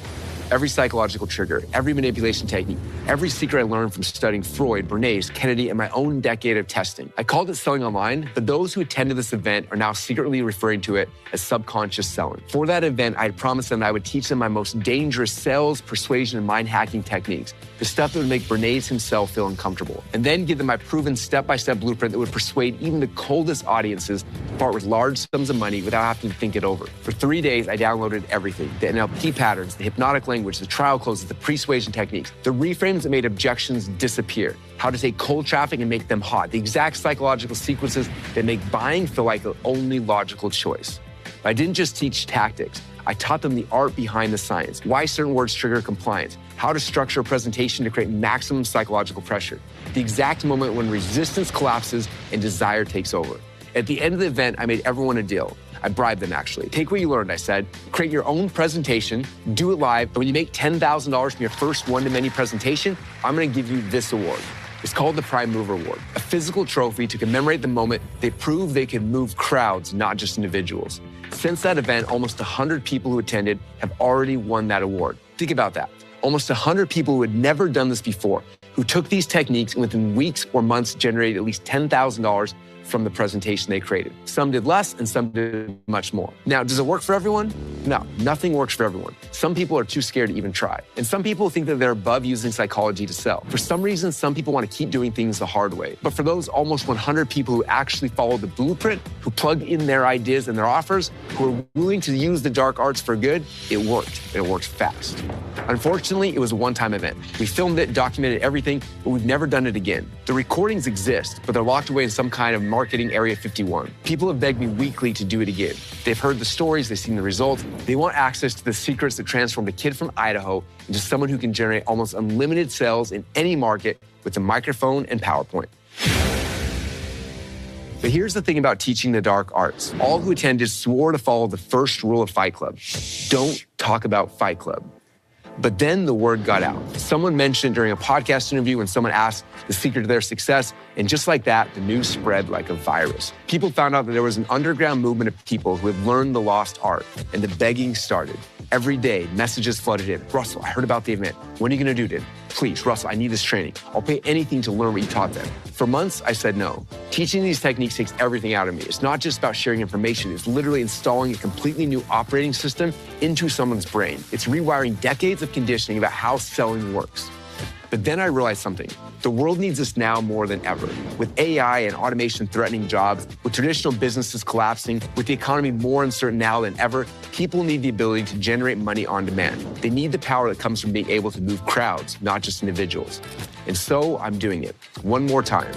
Selling Online, the final event. This isn't some 90-minute webinar. This isn't a weekend workshop. This is the full 3 days of complete immersion, 9 a.m. to 5 p.m., 8 hours a day. That's 24 hours over 3 days of me downloading 2 decades of testing, refinement, and mastery directly into your brain. Why 3 days? Because you can't learn this from a PDF. You can't master by watching a quick video. These psychological patterns have to be installed at a deep level. It took me 20 years to mine these nuggets out of the mountains of failure and rejection, to synthesize everything from Freud to Bernays to Kennedy into a flawless, repeatable script. I can't give this to you in 90 minutes. I have to install it. And installation takes 3 full days. Here's what you're going to discover. Day number 1, the psychology of mass persuasion. 7 core psychological triggers that bypass logical resistance. Freud identified 3, Bernays found 2 more, and I discovered the final 2. The big domino theory, how to identify the one belief that once toppled makes all other objections irrelevant.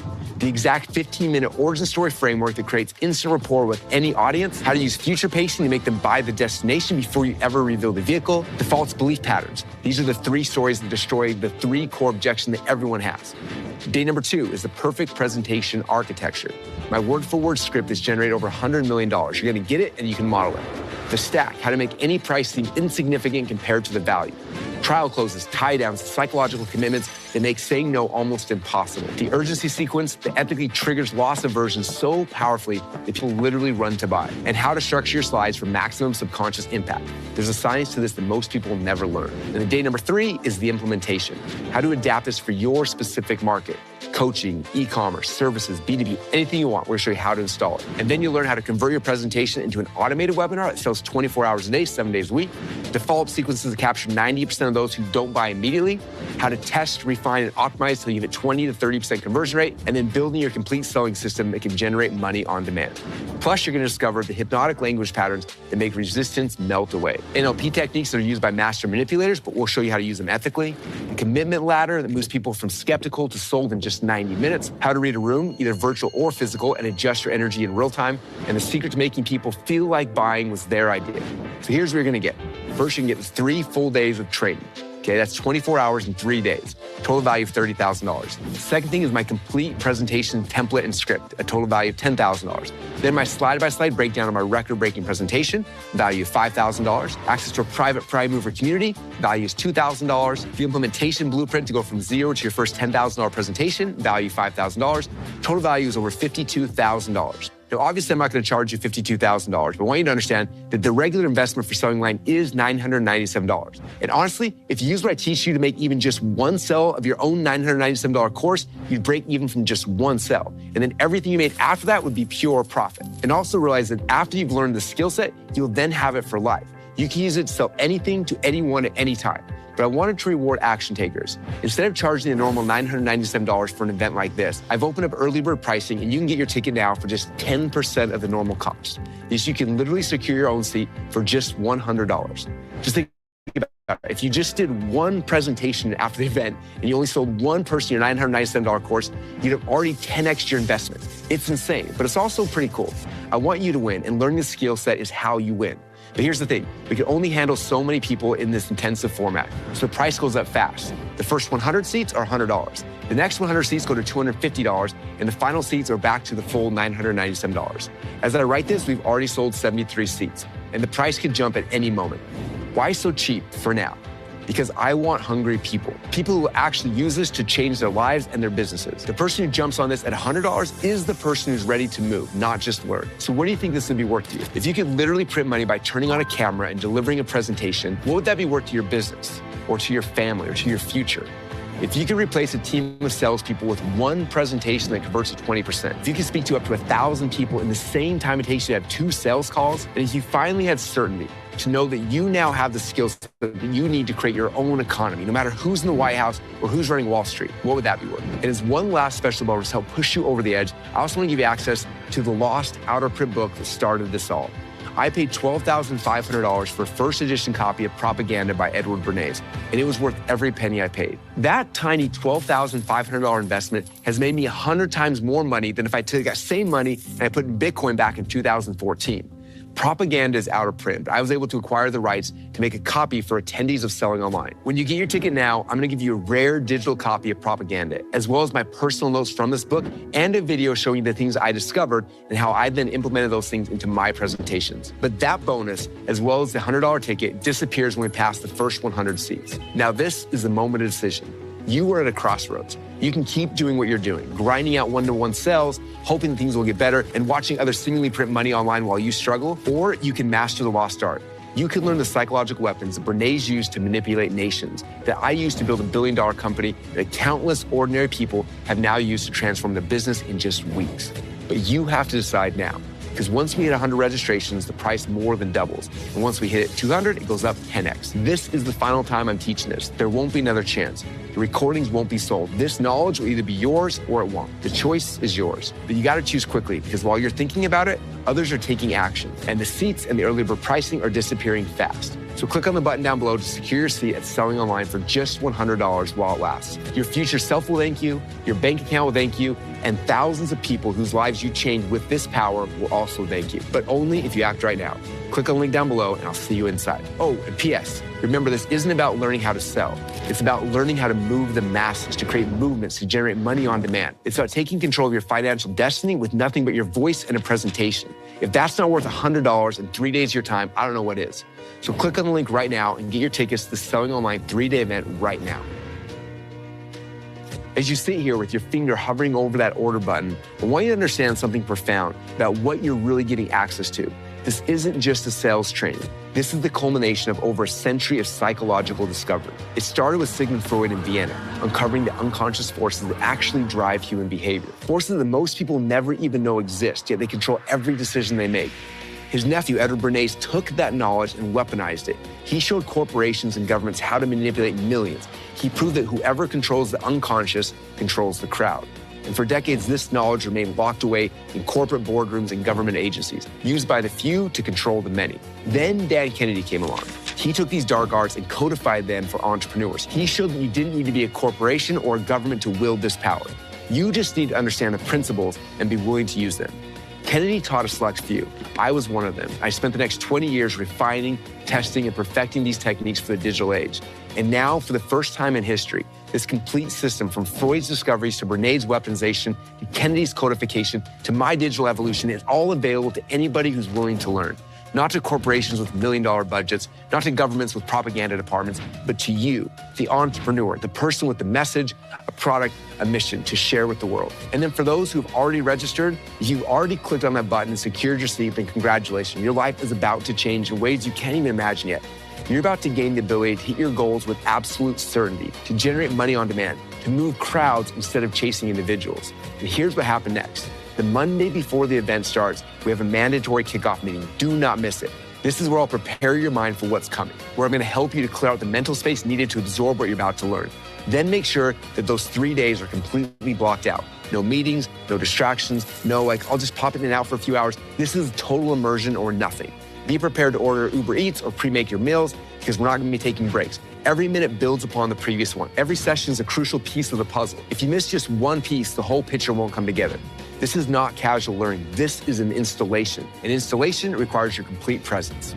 Okay, now back to those of you guys who are still deciding. If you're still staring at that button, let me be direct. This moment, right now, could be the hinge upon which your entire future swings. This could be the beginning of becoming the person you've been dreaming about. The person who can walk onto any stage, virtual or physical, and move hundreds or thousands of people to action. This could be how you finally get your message out to the world. How you learn to sell your products to the masses instead of begging for individual sales. If you don't have a product yet, this is how you'll create an offer so irresistible that people literally run to buy it. Here's the truth. Whether you get started today or not does not matter to me. My life will not change one bit. I've already mastered this. I've already made my millions. But for you, this decision will echo through the rest of your life. Every struggle you have from this point forward to sell your product, every time you watch someone else seemingly print money online while you grind, every moment you wonder, what if? All this could be avoided for just $100. The price of a decent dinner for two. The cost of a pair of shoes you're gonna wear twice.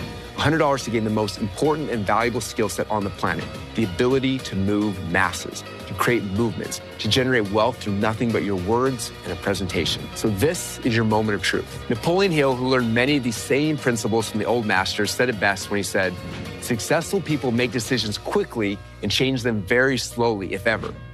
Unsuccessful people make decisions slowly and change them often and quickly. Okay, you have all the facts. This knowledge has been used to build billion-dollar companies. Hundreds of people have already proven it works across every industry. The early bird price is a fraction of what this is all worth. This is the last time I'm teaching this. The only question left is, what kind of person are you? The kind of person who makes decisions quickly and firmly when opportunity presents itself, or the kind of person who hesitates, overthinks, and watches opportunities pass by? Your destiny isn't waiting for you somewhere in the future. It's waiting for you right here and right now on the other side of this decision. The button is down below. The price is $100 for now.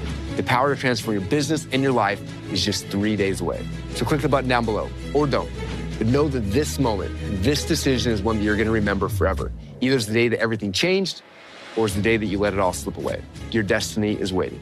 Click the link down below right now.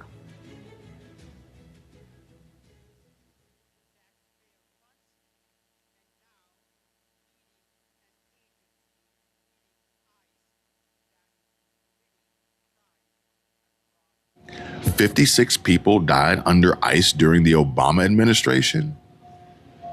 Was I living under a rock? Because I don't recall any riots over that back then. But here's the truth, everyone. And I'm just going to lay it out here, lay it out there for you, no sugarcoating it.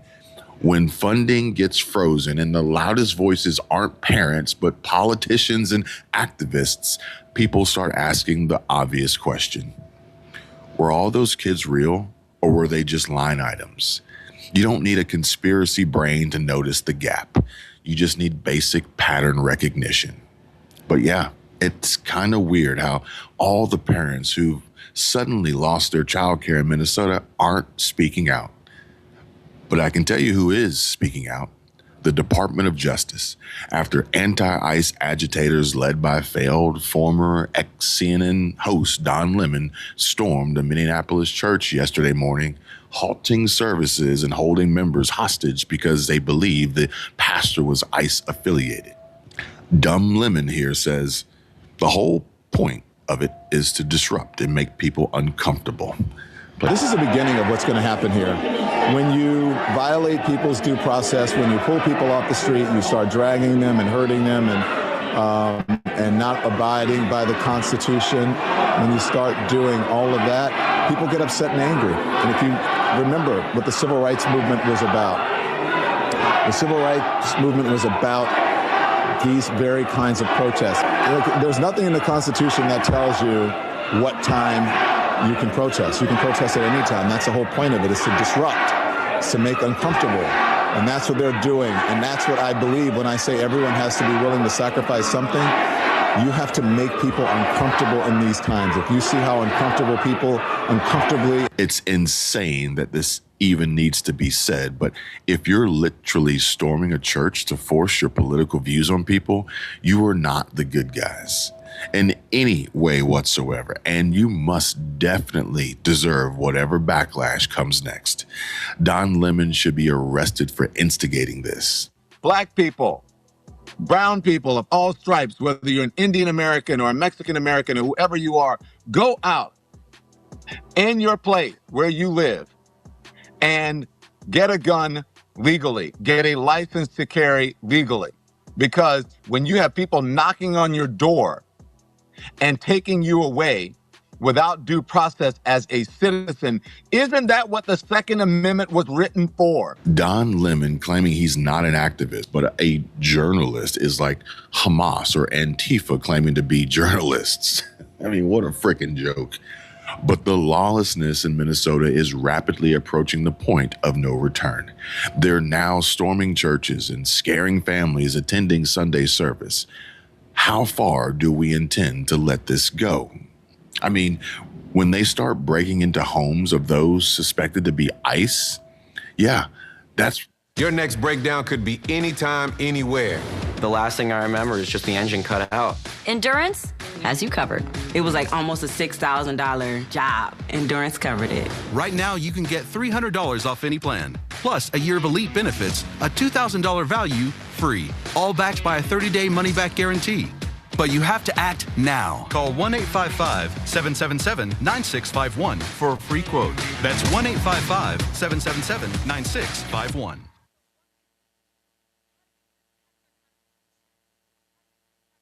Listen, Beehive has always been the best newsletter platform for monetization.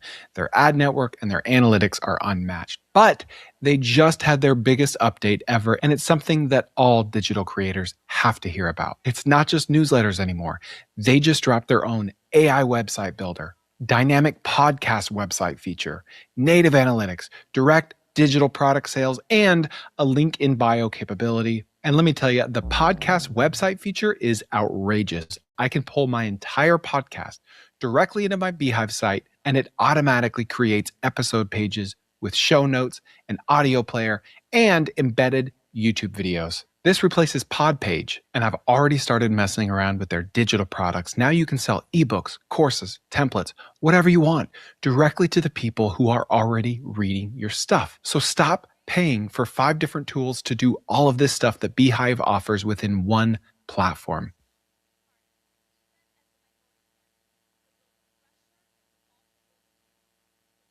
That's what's next. So, yeah.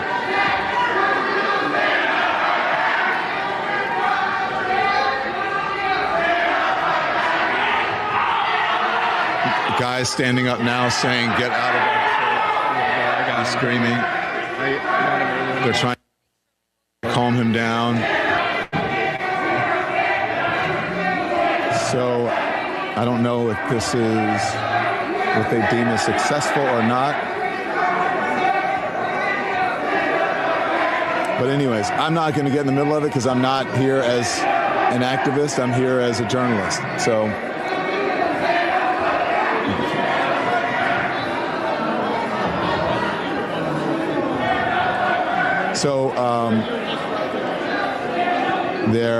I don't think they know what to do. I'm sure they probably called the local authorities right now, and they'll show up in a bit. But so far, no one has been hurt. People are just really angry and upset. And members of the church are trying to get them to calm down. But this is the beginning of what's going to happen here.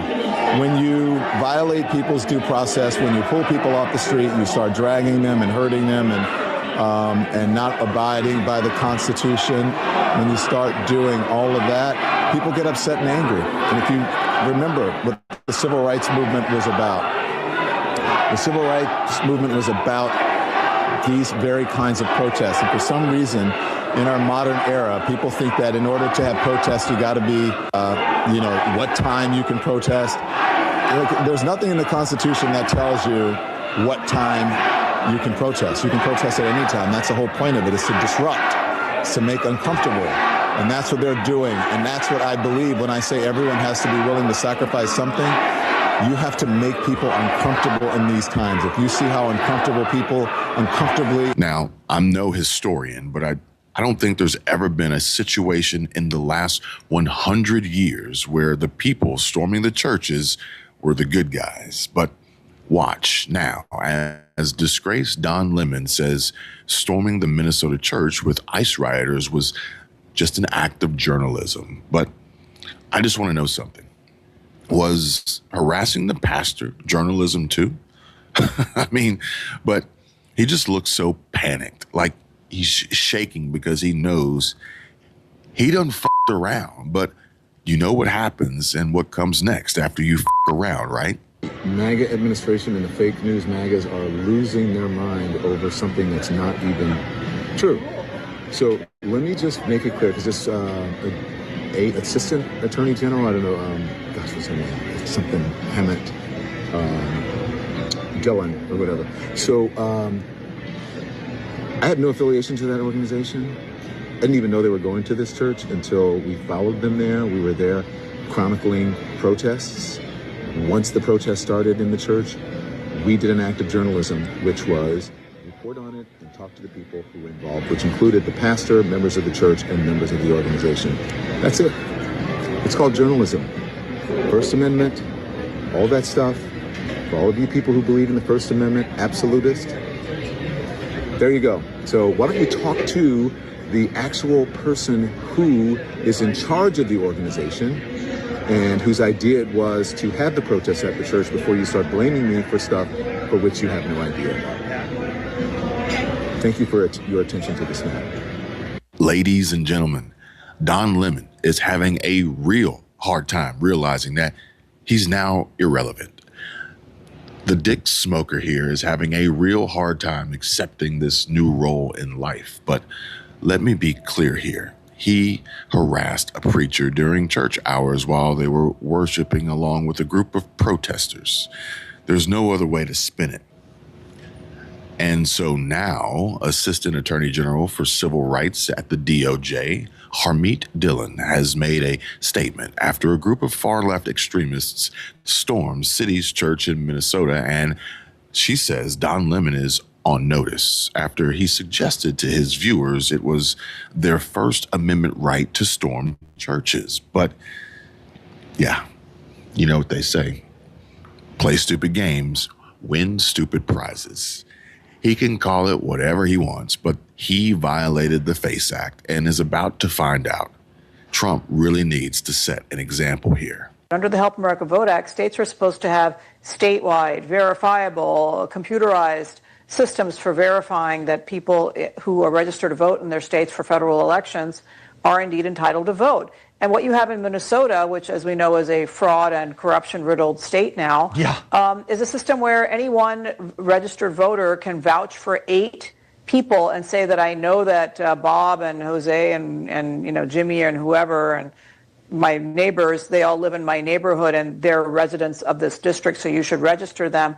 But even worse, a single person who's a worker at a residential facility, like a home, like care for elderly or disabled, they can register the entire facility. And so you see, everyone, folks, that was Assistant AG Harmeet Dillon having just launched a major DOJ investigation into Minnesota's shady voter laws, because letting one person vouch for up to 8 migrant voters with 0 ID required is absolutely asinine. But pretty much everything that comes out of Minnesota Governor Tampon Tim's mouth follows a similar path of idiocracy.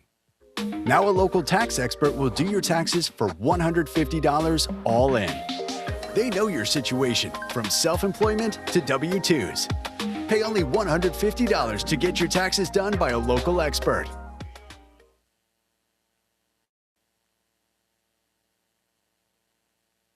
Here's how you take over a house with no money down, no credit check, and no job in less than 60 seconds. There are sellers that have recently let their agent go. These are called expired listings. How many expired listings pop up every single week is about 75,000 real estate agents get fired from their seller every single week. I would call one of them in step number 1. I would call the seller. I would offer to take over the payments on those sellers.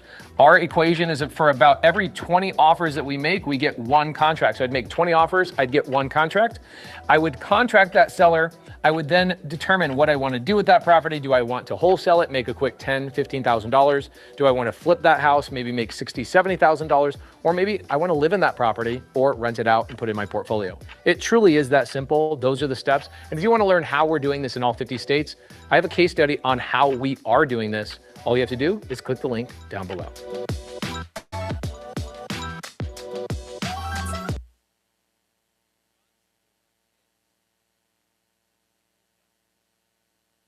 So I would fully expect, and we are preparing for, an influx of more agents, more of the very visible public theatrics of the raids, of the harassments, and you got faith leaders here. I would not put it past this administration to target midnight mass services amongst folks going to worship, because that's who they are. Tim Walz was morally outraged over the holidays, warning that ICE would target church services. Yeah, because that's who they are, he says. But surely Tim will be equally outraged by his far-left radicals storming a church service, right? But rest assured, ICE agents, the Trump administration, real Americans, we are much smarter than Tim Walz, or maybe even worse, Don Lemon. And check this out. ICE agents must have realized it's too difficult for the lazy anti-ICE rioters to wake up early, so Now they've begun early morning dawn raids and mass deportations. God bless these heroes. Oh, and allegedly, TSA is now cooperating with ICE and will turn over all passenger lists. In addition, airports have become ICE checkpoints. Hit that like button if you love every little bit of this. This should scare the hell out of you. The Trump administration has quietly ordered U.S. airports to hand over the name of every single passenger to ICE. Not suspects, not people with warrants, everyone. The TSA is now feeding ICE passenger lists multiple times a week, and ICE is cross-checking those names against deportation databases, meaning if you fly, your name is scanned. If ICE thinks you might be deportable, the airport becomes the trap. This started in March. No public announcement, no vote, no warning. And they're already using it. A 19-year-old freshman was arrested at Boston Logan Airport and deported to Honduras. She was brought to the U.S. when she was 7. She didn't know she was deportable. Her family didn't know. She found out at the airport. Another woman was arrested in Salt Lake City the exact same way. This isn't about terrorists. This isn't about violent crime. This is mass surveillance of travelers repurposed for immigration enforcement. And here's the part that should really get you. TSA was never supposed to be involved in immigration enforcement. Ever. That line just disappeared. DHS says this is about stopping undocumented people from flying unless it's out of the country. This isn't about feelings. This is about understanding the laws, and much like facts, the laws don't care about your feelings. What do you think of this? I mean, this is unacceptable. It's shameful. It's shameful to interrupt a public gathering of Christians in worship. But there were folks who will say, I have to take care of my flock. Okay, but listen, we live in there's a constitution in the First Amendment to freedom of speech and freedom to assemble and protest. Yeah. We're here to worship. We're here to worship Jesus because that's the hope of these cities. That's the hope of the world is Jesus Christ. I want to be very respectful. Please don't push me, though. We're here to worship Jesus. Yes. That's why we're here. Yes. Okay.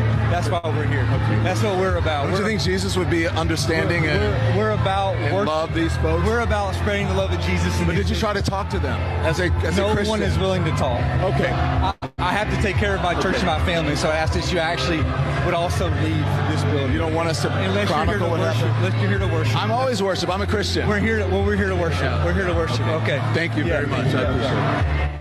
It's crazy to think that your credit score can stop you from getting a home, a car, or even starting your dream business. I was in this unfortunate position not too long ago until I found the most valuable tool ever. It's called Dispute Beast, and after using it, those goals of getting a home and a car didn't seem so far away. It wasn't stressful, no crazy expenses. I just followed their step-by-step process, disputed any issues with my credit report, and watched my score climb. If you're serious about fixing your credit score without the need of gurus with fake promises, click the link below to get started today.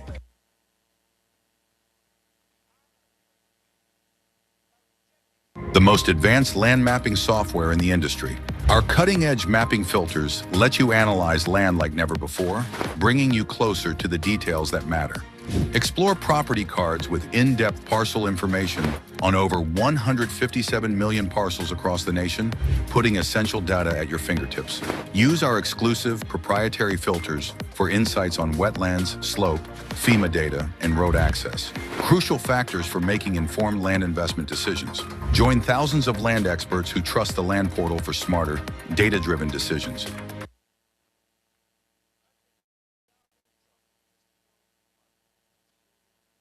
This is a communist revolution. That's why they're walking into church, to make people uncomfortable. Again, this is a communist revolution. It's not about ICE. It never was. But listen up, Don, and pay very close attention to the words that are about to come out of my mouth. Mr. Lemon, you don't have the First Amendment right to trespass. You don't have the First Amendment right to disrupt church services. That's a federal crime under the FACE Act, 18 U.S. Code 248, you ass clown. ICE has not stormed any churches. Leftists, however, are now storming churches because that's who they are, as Tim Walz would say. The line has been crossed. Time to invoke the Insurrection Act now. Renee good! Renee good! Renee good! Renee good! Renee good!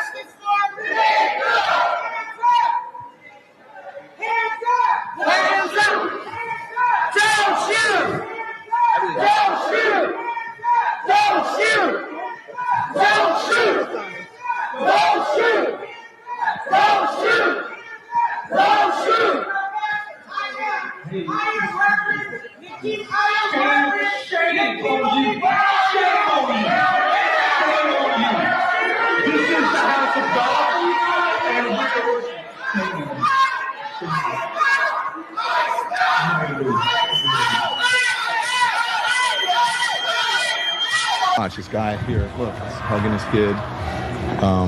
And, you know, I've imagined it's uncomfortable and traumatic for the people here. But again, careful. It's very slippery right here. Yeah. It's uncomfortable and traumatic for the people here, but that's what really, careful, please. Really slippery. Not kidding. That's what protesting is about. So today in Minneapolis, Minnesota, a group of activists led by Don Lemon stormed a Baptist church by the name of Cities Church during their worship time. They were screaming and chanting, disrupting the singing and the preaching because they suspected an ICE officer may attend the church. This is a violation of what is known as the FACE Act, and not only do we condemn this act, but tonight I want to demand that the Department of Justice investigate what took place in Minneapolis, apprehend those who broke the law, and arrest them accordingly. We must protect religious liberty in this country. As people meet to worship God, they have been given legally the right to enter, to worship, and to leave their place of worship. The Lord Jesus said, "In the world you will have tribulation, but be of good cheer, I have overcome the world." I have preached for many years that there will come a time when we'll find out who are Christians by label and by convenience, and who are Christians by conviction. And certainly we're entering those days now. I believe we should pray for this congregation, and we should be vigilant as Christians to exercise our freedom, to worship our Savior, and to stand unashamed for the gospel of Jesus Christ. And I might add as a subnote that we welcome all branches of law enforcement to Lancaster Baptist Church. And so let us pause before we begin tonight and have a word of prayer and ask the Lord to bless and to meet the needs in this situation. Gunther Eagleman says, Don Lemon is a trash human being. Alec Lace says, Don Lemon has always been a fraud. And American AF says he should be in prison for this. Don Lemon sees kids fleeing church and says, it is traumatic for the people, and that's what protesting is about. Don Lemon has somehow actually managed to dig a hole deeper to go lower than fellow leftist and narcissistic liberal influencer who seemingly can only survive off of internet fame and virality to serve his own self-righteous ego from the woke echo chambers of the worst parts of the internet and social media as notoriously vile, violence-inciting homosexual Ed Krasenstein is now in Minneapolis trying to get clicks for his or their grift. All right, so I'm at the Quality Learning Center here in Minneapolis. I'm going to see if they're open or not. This is the same time that Nick Shirley came, so let's see. They're not open. You know why they're not open? Because it's not 2 p.m. yet. These people truly are disgusting and the scum of the earth. This, the likes of Krasenstein, Don Lemon, Tim Walz, Ilhan Omar, Jacob Frey, and countless other Dems. But we all know the truth. And you shouldn't at all be surprised to see such a large volume of professional class leftists acting in psychotic fashion in response to routine immigration enforcement. And ladies and gentlemen, remember the conduct of this same group during COVID, masking babies, terrifying children, boycotting families, shuttering schools, purging dissenters, and signaling their virtue to in-group peers with ever more extreme, painful, and draconian measures. The very same frauds who all began Biden's failed auto-pen presidency in 2020, denying the existence of Hunter's laptop, but then ended it with pardoning Hunter for what was on the laptop. They're the same ones who brought in this flood of chaos by way of illegals and rigged election electorate in an attempt at something so simply explained as anti-democratic. stooping so low as to invite these pirates to invade. And you're seeing it all play out in real time, backfiring on them in Minneapolis, Minnesota right now. And this just happened yesterday, where a group of Somali thugs just robbed independent journalist and investigator Nick Sorter of his $1,000 camera in the Cedar Riverside neighborhood in Minneapolis. They then dragged him down the street as his hand got trapped in their door handle, but nobody bothered helping throughout this entire ordeal. Hey, hey, hey, hey, hey, hey! Hey, get! What did she just do? She fucking... Oh, shit. Okay, it's okay.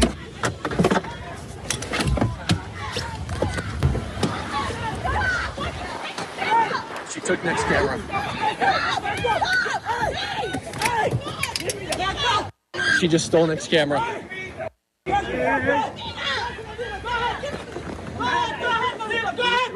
give him the camera! Give him the camera! Just tell her to give him the camera back. Give him the camera! What happened, Nick? They just stole my camera. Right out of your hand while you're in the car? That's what you wanted, right? That's the you wanted, right? That's what you did. Man, listen, motherfucker. Get the fuck out of here. My daughter. You coward. What are you, a coward, bitch? You have to leave. You're the mouthpiece for fucking bad. Get out, you motherfucker. Get the fuck out of here. $1,000 equipment from me. You fucking coward. You a motherfucker. Nobody stepped. You trying to incite that shit. Nobody stepped in. Get the fuck out of here, bro. $1,000 from the equipment. Did you call that? Did anybody call 911? Why are you in this neighborhood? Have Kevin do it. Okay. We got it all on video. We're not Nazis. Man, you fucking Nazi. We're not Nazis and we're not racist. Condemn Hitler completely. I'm not racist. I condemn all racism. I condemn all racism. Why are you here? We were driving through and we got followed. You guys followed us. No, we're following you because who are you? It doesn't matter. We're allowed to be here. It's the United States of America. Why do we have to leave? What? We're not leaving till we get the camera. You want us to leave? Give us the camera. Call your friend, get the camera back, and we'll leave. Who took the camera? Because if you guys want to scream racism, but yet you're treating him like this, why? Why? Racism can go both ways. You've been talking about 2 hours recording. You guys were. But thankfully, he's all right. And we all work together as a team, united in eliminating and eradicating this infection, this infestation, locking up criminals and deporting illegals. The internet is undefeated.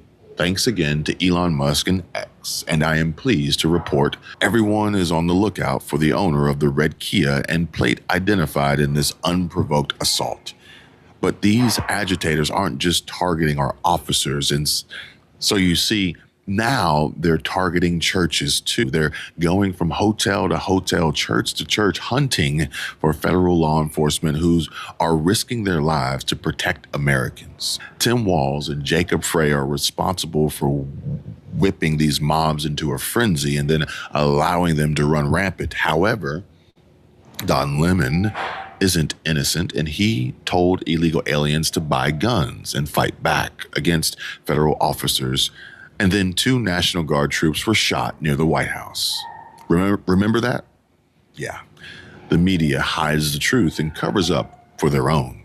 The left's rhetoric is dangerous and reckless. But we won't be deterred. ICE isn't going anywhere. Caroline Leavitt has released a statement, and it says, President Trump will not tolerate the intimidation and harassment of Christians in their sacred places of worship. The Department of Justice has launched a full investigation into the despicable incident that took place earlier today at a church in Minnesota. Don Lemon and the leftist agitators who took over a Minneapolis church while people were worshiping must be charged under the FACE Act, the same law the Biden administration used to jail 9 pro-life activists. So listen up, folks, because this is the moment we've all been waiting for. The hammer is dropping, and it's dropping hard on the radical left's biggest hypocrites. Don Lemon, that smug, disgraced CNN hack didn't just report on the chaos, he embedded with the anti-ICE mob, live streamed the whole thing and watched as these thugs stormed City's Church in St. Paul during Sunday worship. Families terrified, kids crying, service shut down, all while Lemon played along like it was some noble protest. But guess what? That's not free speech. That's a straight-up federal crime under the FACE Act, the very law the left loves to weaponize against peaceful Christians praying outside clinics. The DOJ Civil Rights Division is already on the case. FBI activated Assistant AG Harmeet Dillon calling it out, desecrating a house of worship, interfering with Christian worshipers. Potential penalties include up to 1 year in federal prison and $100,000 fines for intimidation on a first offense, escalating to 3 years, 10 years if injury results, or even life if things go south. Lemon's looking at trading his fancy studio lights for prison bars, orange jumpsuit included. Fortunately for him, he'll get all the butt sex he could desire. But no more cocktail parties. Just concrete and regret. But this rot runs deep and straight to the top of the Minnesota swamp. Tim Walz and the failed VP wannabe turned governor who's presided over billions in welfare fraud while his state burns. Jacob Frey, the weak-kneed mayor who let Minneapolis turn into a war zone during the riots and now gets accused of obstructing federal law enforcement. Ilhan Omar caught in the crosshairs of massive taxpayer fraud scandals, her wealth skyrocketing while everyday Americans foot the bill, funding terrorism. These clowns have been defrauding the American people, enabling anarchy, and now federal probes are closing in. Obstruction charges, RICO-level conspiracies, the works. Far worse than even Sunny Hostin and her husband are in the middle of, ironically, in the middle of a Medicare, Medicaid fraud scam, potentially turning her husband into a convicted felon. In what appears to be an ironic twist of fate, the husband of Sunny Hostin from The View, he has been accused of federal insurance fraud in the largest RICO case ever filed in the state of New York. Orthopedic surgeon Dr. Emmanuel Hostin is among nearly 200 defendants named in this case. He is accused of getting kickbacks by performing surgery and fraudulently billing a company that insures taxi companies, Uber, and Lyft drivers. This lawsuit alleges that Hostin and his co-defendants knowingly provided fraudulent medical and other healthcare services, including arthroscopic surgeries. The insurance firm American Transit was then billed in exchange for kickbacks and/or other compensation, which were disguised as dividends or other cash distributions. Hostin's attorney told the Daily Mail, ironically or unironically, his client denies each and every allegation and called the lawsuit, unironically, blanket, scattershot, meritless lawsuit by a near bankrupt insurance carrier. I'm just gonna leave that there. What a beautiful day, folks. Arrests, indictments, prison time. It's coming and it's going to be glorious. We're also going to revoke the citizenship of any naturalized immigrant from Somalia or anywhere else who is convicted of defrauding our citizens. We're going to get them the hell out of here fast. And if you come to America to rob Americans, we're throwing you in jail and we're sending you back to the place from where you came. We're throwing you right in jail. The hypocrisy is off the charts. They scream about rights while trampling ours in God's house. But under President Trump, justice is blind. No more two-tiered system where elites like Lemon, Walz, Frey, and Omar get a pass. The deep state is crumbling. America is healing, and we are all rising. And the takedown is just getting started. It's past the time to lock these clowns up and throw away the key, but here we go. Ladies and gentlemen, if you enjoyed my show, please subscribe because it really does help a lot. And I hope to see you all back here again for my next I wish you all well. Stay safe, and God bless.